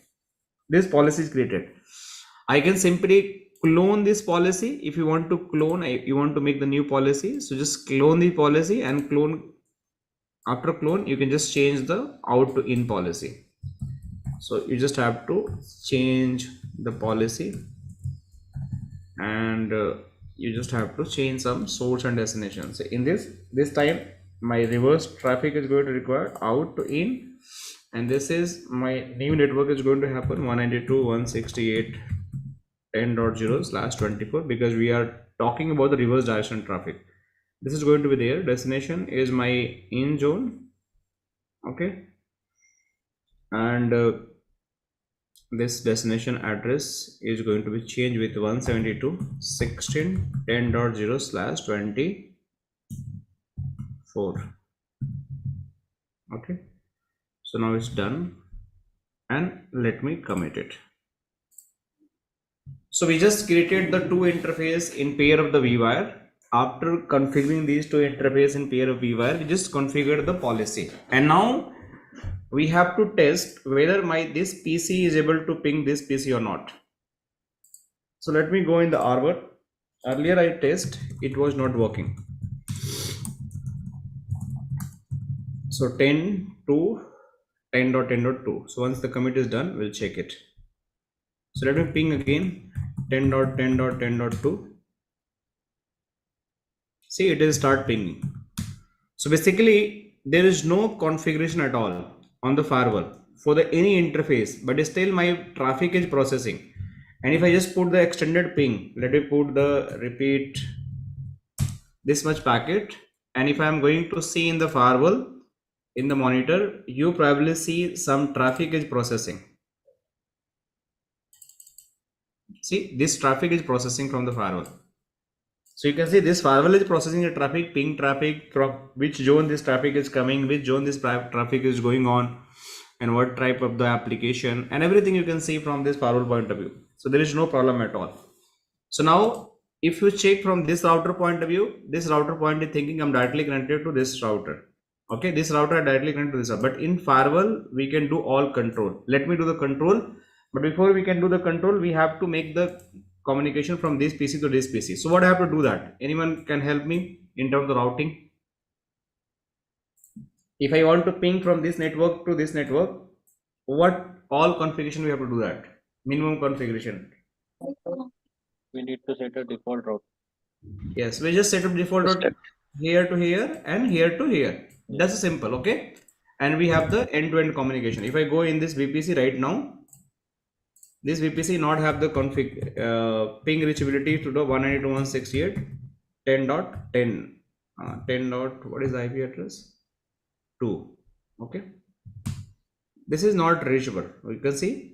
So if I just simply go in the R1, I can just make the Okay, let's stop it. And I just go here and make the bare minimum configuration as a default route. Next hop in this case, okay, and R2 I'll put the reverse pointing toward the R1. So I'll go here, config t, IP route 10.10.10. Sorry, 0.0.0.0. Right. So if I go again in the VPC and if I try to ping, should work. See, so my end-to-end communication start happening. So from this PC via the firewall, this traffic is reaching. And if I just go on the VPC2 and try to ping that 172 IP address,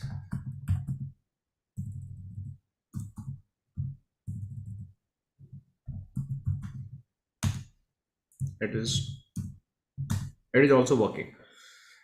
Now I have the one requirement. I'm saying that being the firewall administrator, I want this PC can ping this address, but he cannot ping this address. Right now it's both pinging, but I want to say this address should be pingable, but this address should be blocked. So how it is possible? My firewall can do that. Let me show you right now. Let's check both address should be pingable right now. So I'm going on the 172 PC, and if I see I show IP,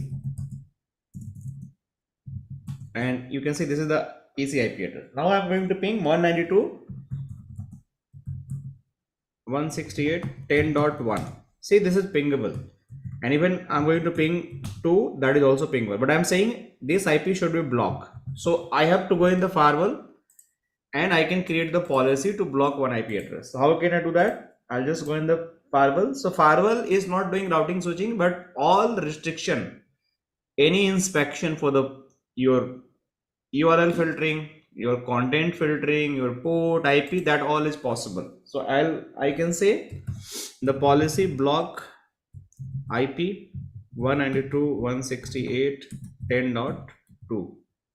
What is my source? Source zone is coming from the in. I want to block only from this PC IP address. So I'll just assign the single IP address. So I'll go here, source address, and 172.16.10.2. This is my IP address. Just put one single host IP address. And destination, I have to use the IP out zone. And what is the IP address? 192.168.10.1. Okay, this is my single host. And application any, and action should be deny. Okay, so by default this policy come in third place. So listen carefully. Okay, so always policy work from top to bottom. So if this is the third place, so your policy always going to allow by referring these two rule. Or first rule is going to come in a picture. Okay, in to out, whole subnet is allowed. You can see, so it will always going to match in the first policy, and it is never going to block. So you have to very sure about the policy sequence as well. So whenever you want to block, you must make sure that should be always on top of those policy which are just allowing the whole subnet.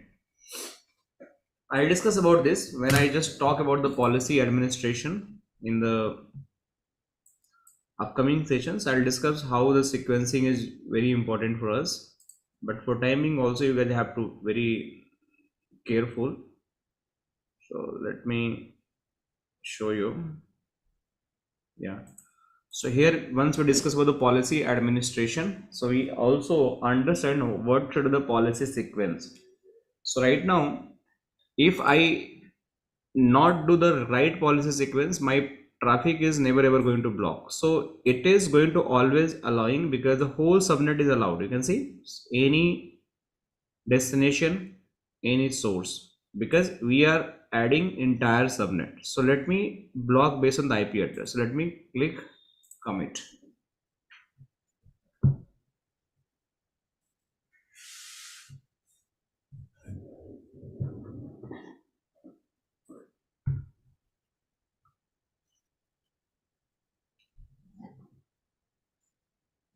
So now it's done, commit has been done. And if I just go here again and I try to ping. So let me ping .2, say it's pinging .2. Definitely we allow .2 traffic, but we block for .1. Let me check it. Yes, we block for .1. So .1 should be blocked. See, .1 has been blocked now with the firewall. So this is the beauty of the vWire. It is not doing any routing and switching, but still you can apply all the policies related stuffs. Means in this policy, you can see you can apply the user, you can apply the destination, you can apply the applications, URL category, action, some content inspection, virus, vulnerability, spyware, everything. You want to get some DOS policy, you want to do the DOS protection, you can do that DOS protection also. You want to do decryption, it is also going to be done decryption as well. So all advanced feature of the firewall you can going to utilize based on the real traffic which is going through the firewall. You can block, you can allow, you can inspect, but you cannot do routing and switching. This is the vWire concept. Is it clear to everyone?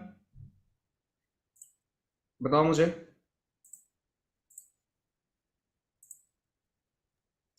Yes, sir. Any doubt, please let me know. अच्छा sir, इसमें जो policy का जो sequence था, अगर suppose कीजिए कि मैं रन मतलब इसका मतलब है कि जो पॉलिसी पहले एग्जीक्यूट हो जाता है वो नीचे चेक नहीं करता? नहीं, जैसे ACL चेक होता है ना, ACL always work top to bottom, right?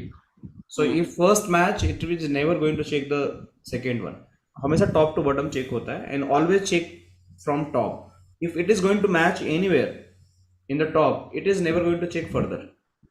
Okay. If it is not going to match, it is going to check till end, and end is the implicit deny. So if it is not going to match anywhere in last, it definitely it is going to deny.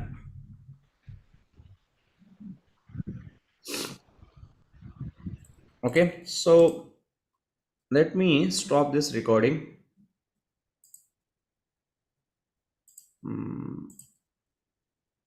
And let me record it again. So let me discuss about the next topic. What we discussed, vWire. Let me see this lab is off or not.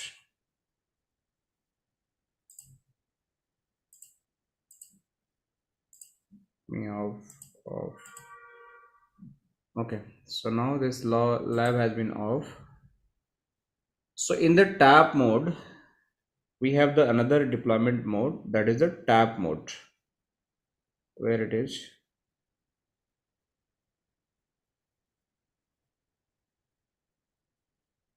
Okay, this one.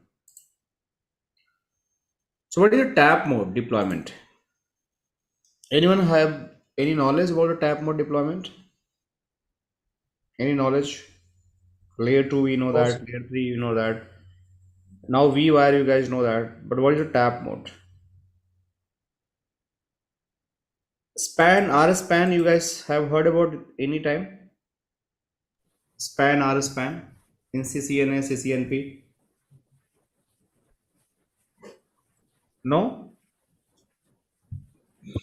The CCNA, I know. just CCNP sir, is span, RSpan. Port monitoring, port or mirroring. port mirroring, that I have heard about that. No, you heard about that. So this is a very important concept in the CCNP. Span, RSpan, ERSpan, different like concept we have. That all concepts are used for the traffic monitoring. Let's just suppose in your network you have some traffic. This is your traffic. This user is keep talking to the internet. You have one packet capture here, right? Or might be the any VISAC installed in this PC. So whatever the communication is going back and forth via these two interfaces, you want to monitor on this device. This is known as the span. And this span have the three variety. One is the span, one is the RSpan, one is the ERSpan. So what is the RSpan? Let's suppose I have these two switch. Okay. and this is connected via this, and this is connected via this, but my monitoring device is connected via this switch, means the wires of PC is connected via this device. So I want to send these two port communication from this switch to this switch. So by default it is not going to be happen. We have to use the R span, which is known as a remote span, means from one switch to another switch we have to send the traffic. So that is the R span. We have the ER span also. ER span, that means there is a router in between the network. So there is two router and you want to share the capture via the layer 3 interface, then you have to use the ER span. So end goal, right? Let's suppose in our span technique, whatever the user is communicating, whatever the interface have the traffic, you want to monitor in somewhere your monitoring tool or in your packet capture. In that scenario, span is going to come in a picture. All right. So similarly, in the Palo Alto network, we have the tap mode deployment. So tap mode deployment, we understand the vWire. vWire not going to do the routing switching. They still doing the firewall inspection. Layer 2 deployment, just VLAN based communication, they are going to do that. Layer 3, you can assign the IP address, right? But in the tap mode, what is going to happen? They are just going to act as a monitoring device. Means any communication is going from LAN to WAN. If you want to monitor in the Palo Alto Firewall, the firewall is just going to capture those logs. Nothing else. No routing, no switching, no policy for any content inspection, any kind of the advanced checks, nothing. Only logs are going to be captured. And these logs you can monitor, you can analyze, you can do some remediation plans. So this is the mode of deployment is known as a tap mode deployment. Samajh aaya? Everyone understand what is the tap mode deployment? So if my firewall is just going to capture the traffic, just capture the traffic from my any network, means what is going to happen? This user is going to talk to the internet, and I want whatever the traffic is going on this interface, this should be sent to the firewall. So firewall, this interface must be in the tap mode. So it will keep capturing the traffic and we'll see the live logs. So let me start doing the configuration. Let me see if this device is on.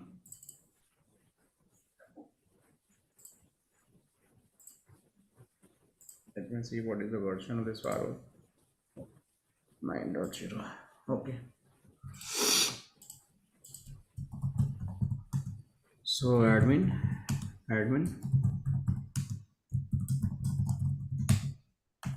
Still this firewall is not ready, I believe. Hello Yes, please.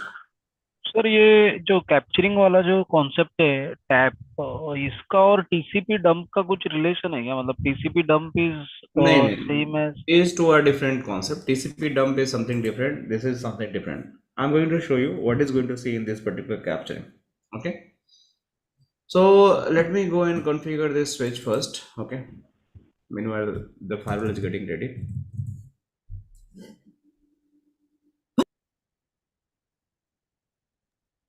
Tapping generally used for monitoring the calls. Yeah. Like CBI जब करता है ना, trace के लिए तब. yes, call monitoring and all. So I'll create one VLAN 10 and I'll assign these two interfaces in the VLAN 10. Which two interface? 0x1 and 0x2. So interface range gig 0x1 to 2.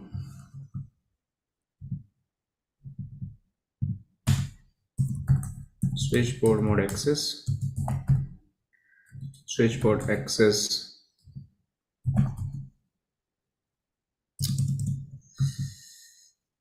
Switchboard access VLAN 10. Okay, do right. And this is a PC. I simply go and assign the IP address 123.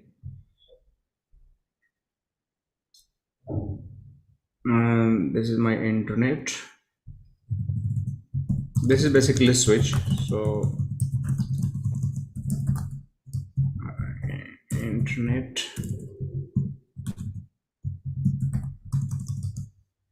and interface loopback 1. I'll assign the IP address 1.1.1 255.255.255, right? And I'll just create some more loopback 4.4 8.8. So let me create interface loopback 4 IP address 4.4.4 255 255 255 255.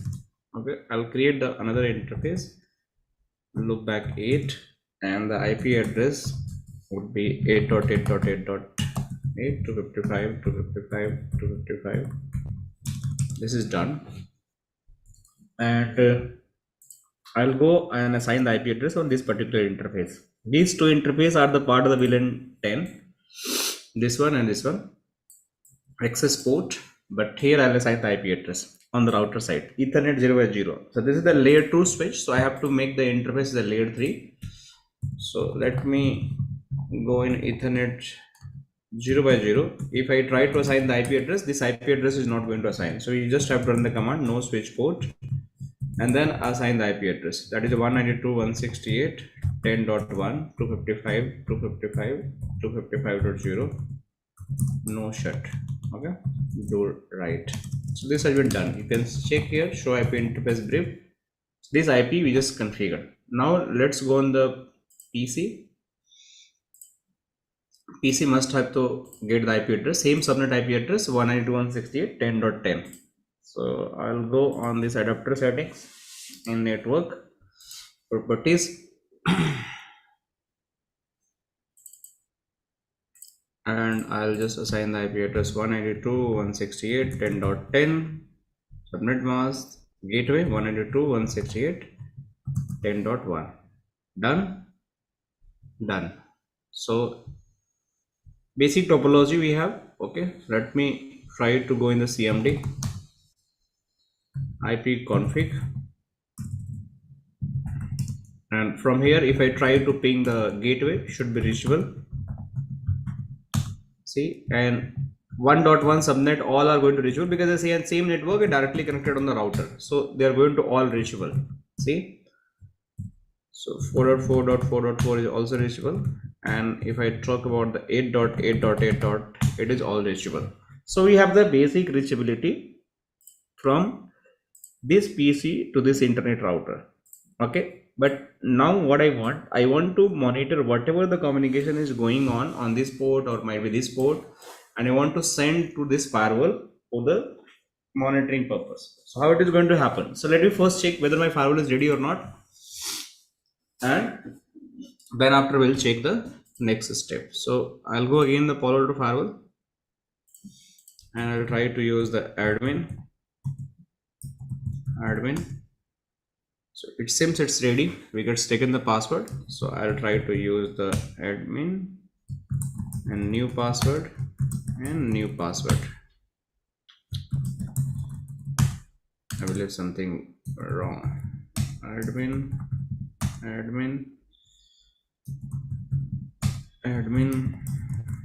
new password. Okay, so now it's login. So let me check what is the my management IP address. So show system info. The 37 is IP address. So I'll just go here 192, and I use the 37 IP address and try to log in. It's login now.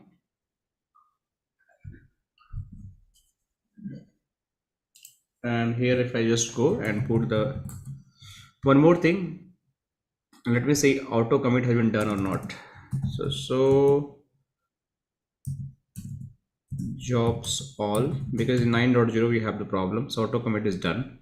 If not done, we have to commit force. There is a command. If this is auto commit is showing pending 10% something, so you just have to do configuration and commit force command you have to run. Then auto commit will be completed forcefully, because sometimes it take a time to auto commit in the 9.0 firewall. So let me log in it.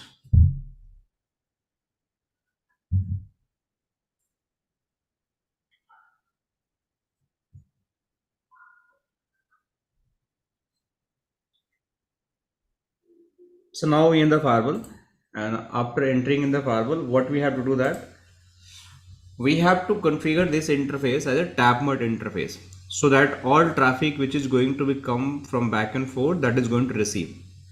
So before this firewall is going to receive the traffic, we have to do some span configuration on this switch. So how this span basically, it is going to capture the traffic from that particular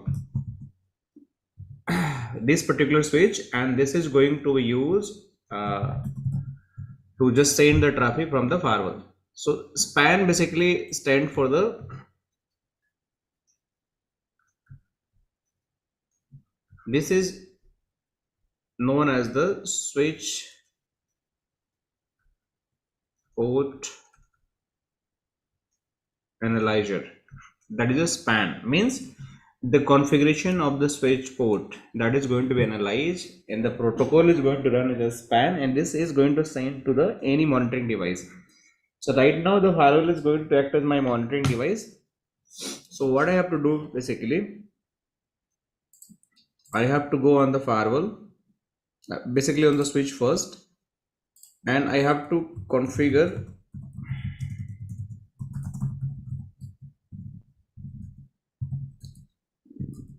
this unnecessary log we are getting. So I'm just running this command. So there is a span configuration. That is span configuration is monitor session,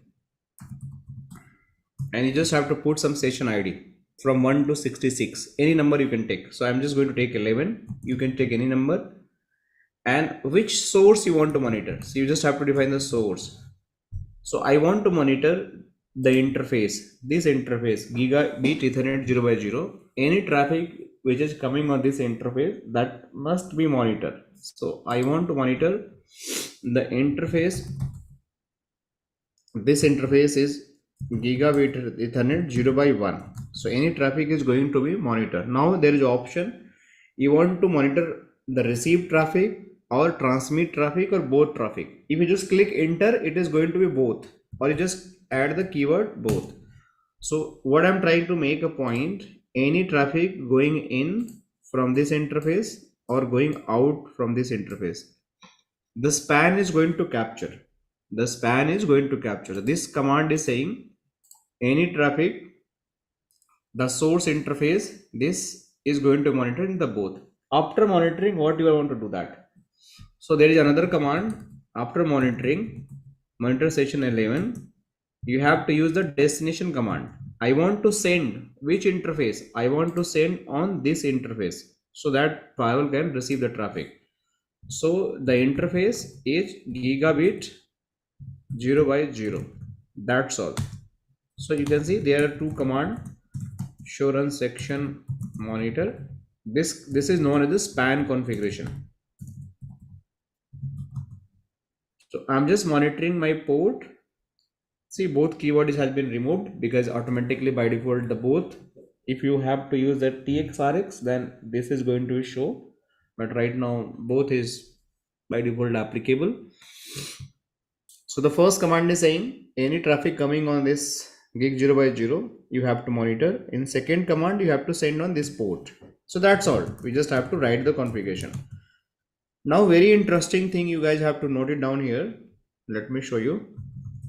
If I run this command show IP interface brief, you see that my first 0x1 and 0x2 port where VLAN 10 has been assigned, these are showing up, but 0x0 port which is connected to the firewall, it is showing up and down. So is it something bad, right? Not good. It looks right. Yes. Okay, I believe all are like hungry. No. So Okay. I think that is admin now, but protocol is down, so that need to be configured Yeah, at the firewall side. No. This is the actually what I want to make a point. So let me show interface gig 0x1. See, this port is connected, line protocol is up, interface is up and connected. But if I run this command, show interface gig 0x0, you'll see this is down, but the special thing is mentioned is monitoring. See, so this is the So I normal think behavior. So that so I means think based on interesting traffic that will come up. no, it will never come up. Okay. That means this interface only send the traffic out to the analyzer device, and this is the span port. Span port basically never protocol is going to be up. It always down. It's a normal behavior, and it will always send the packet to out. Always send packet to out. It will never receive the packet. So monitoring, that means this port is under monitoring to just analyze the traffic and send to the monitoring device. So this is normal behavior. Whenever you're just going to configure any span configuration, your port will always monitoring the port. So you just have to understand this is a special port, then this is a monitoring port. So might be you guys never seen in the network, but if you see that, you understand this is a normal thing. It's not a down port. Down is So not. It is not so going in to case process. suppose in case of connected interface with firewall, if I'm going to replace with the laptop, right? And suppose packet capturing I'm going to enable on that particular laptop. In that case also that port will Yes, be this going port to. always going to be monitoring any device you connecting this side, not matter because you Okay. configure as a span port. You sending the traffic on this interface. See, Okay. so this is normal thing. So this is particular for the switch, right? Cisco switch. Yes, Cisco switch. But if you consider this in the other OEM, it doesn't happen such. मैंने नहीं देखा ऐसा monitoring वाला. Span, I believe that support ER span is not going to support by the non-Cisco device, but span is हाँ sir, span. Port monitoring port में Port ये kind monitoring. Of port monitoring है, तो ये तो दूसरा device भी support करता है, लाइक राउटर पे भी जैसे हमने किया है Port monitoring तो Nokia में करता है पर I ये believe नोकिया में. span can support by the Cisco Juniper both. I think it's open protocol. Switches are going to work, but ER span is limited to the Cisco only. I have to check. I हाँ, just popped. ये span जो है ना sir, जो आप span बोल रहे हैं ना, ये पर्टिकुलर जो है वो कीवर्ड सिस्को के लिए है, लेकिन नोकिया के टर्म्स में ये पोर्ट मॉनिटरिंग हम करते हैं तो उसमें स्पैन का कोई टर्म यूज नहीं होता, लेकिन हाँ पोर्ट मिररिंग हम लोग करते हैं उस पे. Port wedding, same thing, right? Same thing. हाँ. Yeah, same thing. So in terms of Cisco, you just have to use these commands, right? And these are the span based command, and this is this normal span, and you just have to use for the monitoring. So now you can see we just have done the configuration. Now in the firewall, we don't have any traffic. You can see here, no traffic. Why? Because we not have configured the firewall side. So now our lab is ready. And if I want to keep pinging from this PC, let me see here. I just go in the PC and I try to ping here. So this is traffic is going on. And if I just check the firewall, there is no traffic coming. But once I configure this firewall tap mode, the all traffic start coming to my firewall. So let me show you how the configuration is going to happen. Simply I have to go on the network and the interface is Ethernet 1 by 1. So I'll go Ethernet 1 by 1. And here is my first mode, tap mode. There is one thing only required, the security zone, nothing else. So you just go here and create the security zone as a tab. That's it, or any other name, and there is no policy, nothing, because you're just going to receive the traffic from the one zone only, and just have to commit. The configuration is done from the firewall side. Once the commit is done, you start saying the traffic is start coming on the firewall in this session project.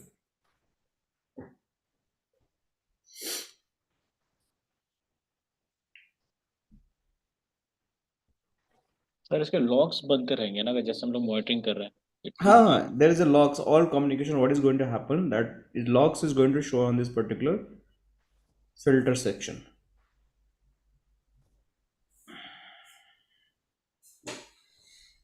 So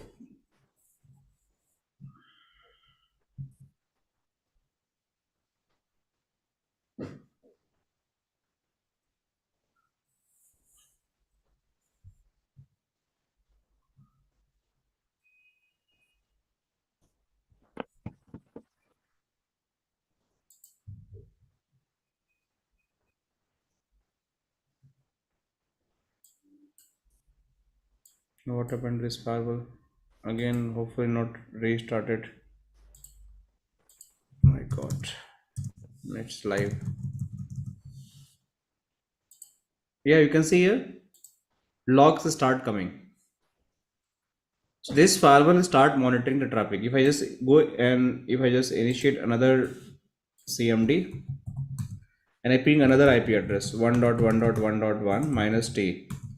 So this is also right now it's getting 8.8, but if you see here 1.1 traffic also start coming. If I go for the new window again and check for the 4.4.4.4 minus T, this is also going to get the logs. So this firewall will just start monitoring all the traffic. All logs are start coming to me. And in the switch, even you see that show interface on the switch port. Let me show you. See, this is the monitoring, but you see only packet is sending out. See, the output rate is 3000 bytes per second. And you see total 1254 packets has been sent, but there is no input packet. Packet receive 00. So it keeps sending the packet. If you see that it will keep increasing size. See, now it has been 1394 because ping is continuous running. So this device is monitoring the traffic for this particular port and keep sending to this firewall, and on the firewall you can check the live traffic whether in this section or traffic section. This is not license. If the 10.0 firewall is there, the traffic is going to be available and you can see that easily. There is no problem at all. Clear to all this tap mode concept? Yes, yes. Anyone any doubt? Okay, No. let me stop the recording. Just 10 minutes I'll take and we'll just understand the virtual router concept, and later we'll do the routing in the next classes.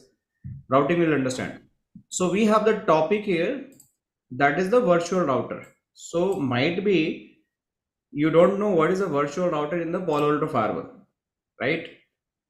So if I talk about the virtual router, that means the firewall, whatever the firewall you are going to purchase, this firewall have the special routing engine, and this is known as the virtual router.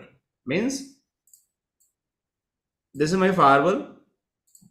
This firewall have the virtual router, and this virtual router can be 1, can be 2, can be 3, can be 4, and more as well. How I can decide? It's totally depend on the model of the firewall. Let's suppose I have the higher model of the firewall, I will get the more virtual routers. Let's suppose I have the small firewall. This firewall can have the maximum 3 virtual routers. Means in the firewall I can have the maximum 3 virtual routers. If I have the higher model of the firewall, I have the 5 virtual router. If I go more higher, it have the 10 virtual routers. If I go more higher, 5000 series, it have the 225 virtual router. If I go in the 7000 series, again it's have the maximum 225 virtual router. Means one firewall have the 225 maximum routing engines. So virtual router is nothing. Virtual router is similar to the VRF. Means what is the VRF? You have the one router, and this router having the global routing table.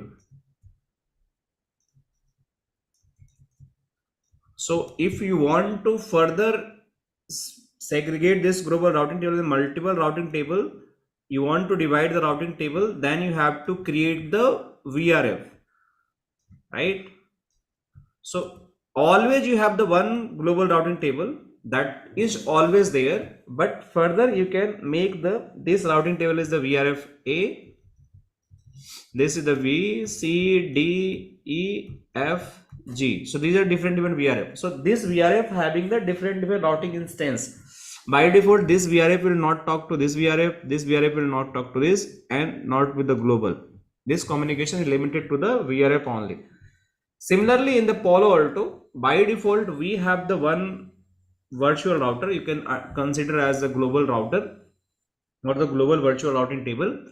You can do all the configuration mapping on this particular virtual router, that is a default one. But if you want to create a new virtual router, that is also possible. So if I want to create my own virtual router, right? GuiNet router, right? So this is also going to be created. So I have the another virtual router. So any network in this virtual router I have, this is never going to talk to this virtual router by default. Any virtual router have this default network, this is not going to talk to this, because these two are the different routing table, and one routing table cannot talk to another routing table. So if I want to make the communication between these two virtual router, I have to do special arrangement, special kind of the configuration that is known as the inter-VR routing. Okay, we'll do the lab later stage. So this is completely routing configuration, means routing type scenario. Yes, this is a complete routing. So this is known as a inter-VR routing, means one VR want to communicate another VR, then you just have to require this one. By default, you cannot talk to one VR to another VR. So you just have to do the routing. So let me show one thing.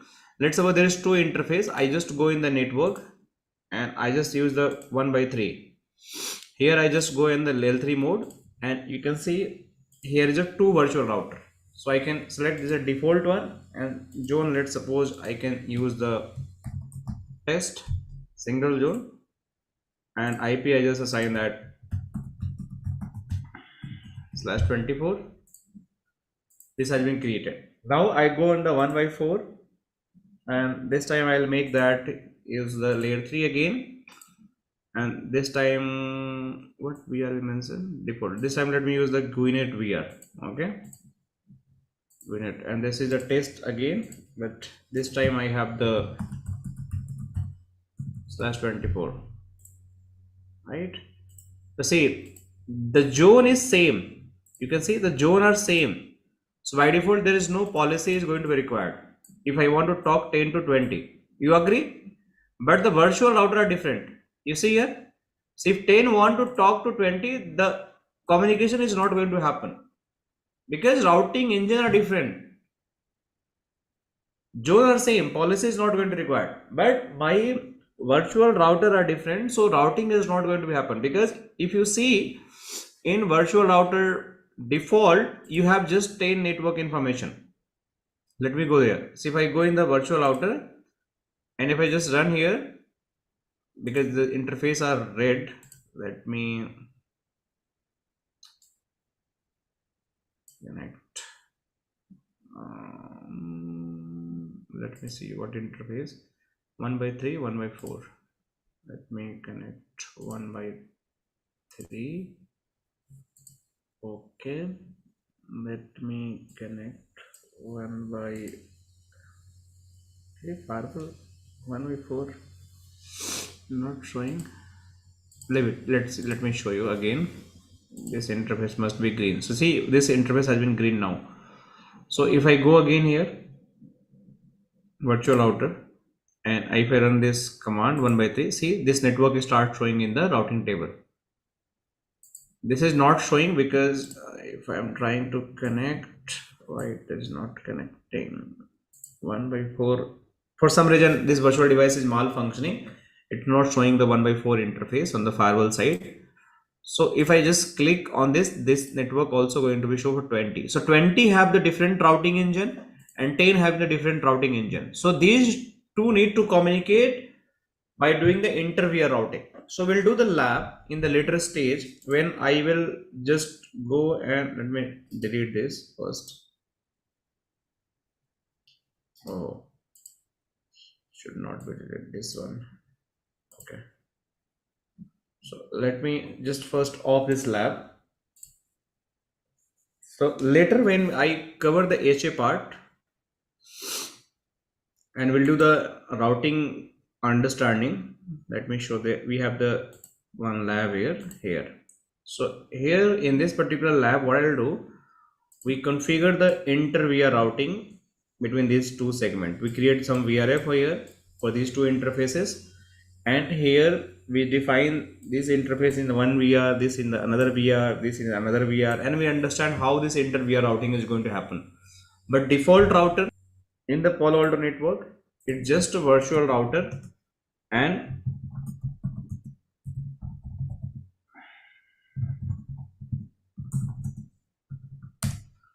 so if you just read about it. What is a virtual router in the Palo Alto Firewall? So virtual router participate in the layer 3 routing. The firewall is the virtual router obtain the layer 3 routes and other subnet by you manually defining the static route through the participating in the one or more layer 3 routing protocols. So all routing is going to happen in the virtual router. By default, every firewall have the one virtual router that is default. You can even rename it. If you want to rename, you can rename it, but the name is always going to come as a default, but you can rename it. There is no issue by renaming, and you can add the more virtual router as well. And how can you can add the more virtual router? This virtual router addition, okay, this firewall has been off, so you cannot add right now. So you can add the virtual router based on the firewall model. So you have to check the like what model of the firewall I am using, how much maximum virtual router it is going to support, and accordingly you can create the virtual router. So I believe that's all for today. Any question, guys?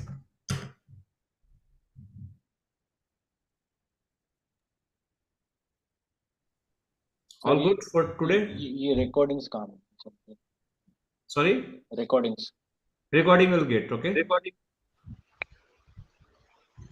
Recording will be available in the Google Drive very soon. lab access we Yes, lab access also it is going to be given today only. Okay, everyone will get the lab access. Okay.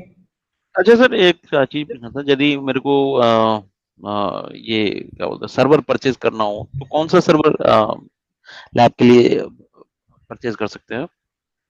Any server you can do that. HP, Dell, lot of server are there. Dell and HP are more reliable. आप इसमें से कोई purchase कर सकते हो. HP का कोई model? बहुत सारे मॉडल हैं, डिपेंड ना कि क्या रिक्वायरमेंट है, कितना बजट है आपका. सर एक्चुअली क्या है कि नेहरू प्लेस में तो अपने को सेकंड हैंड भी मिल जाता है, तो मैं वो सोच रहा था, तो एक मॉडल स्पेसिफिकेशन मिल जाता है तो बजट. हाँ करना सेकंड हैंड पे बहुत फ्रॉड होते हैं, मिल तो जाता है बट कोई रिलायबल बंदा हो तो ही जाना, एल्स आई वुड से कि नया ले लेना. तो सर नया में एक रेंज के ऊपर भी कौन सा हो सकता है मॉडल जो प्रेफर कर सकते हैं जिससे काम चल जाए लैब का, क्योंकि मेरे को और भी सारे लैब SDWAN सब का भी डालना था, तो इसलिए सोच रहा था.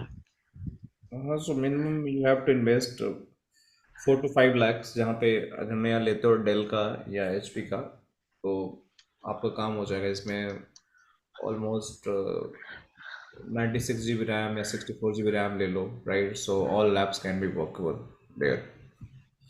प्रोसेसर ले लो 48 कोर का, तो काम हो जाएगा आपका.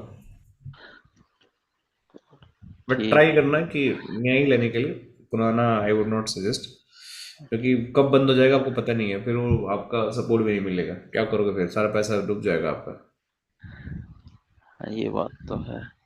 और पीसी हाई कॉन्फ़िगरेशन पीस, यदि इसके मतलब हाई कॉन्फ़िगरेशन पीसी के लिए जा सकते हैं क्या? क्योंकि 4-5 लाख रुपए तो ज्यादा हो जाता है. जा सकते हो, बट उतना ही पैसा आप लगेगा हाइप करने में. पीसी में सर्वर ले लो. हाँ ये बात तो. सर्वर का थोड़ी सी प्रोसेसिंग फास्ट होती है और आप उसमें कभी भी मॉडिफिकेशन भी करा सकते हो. अच्छा. चलो we'll discuss one day, ठीक है? I'll talk offline, okay? I'll give some insights, right? बताना क्या है, so I'll give some other idea as well, okay? ठीक है ना? ठीक है सर. चलो guys, see you, bye bye, take care, see you again, bye bye. Thank you.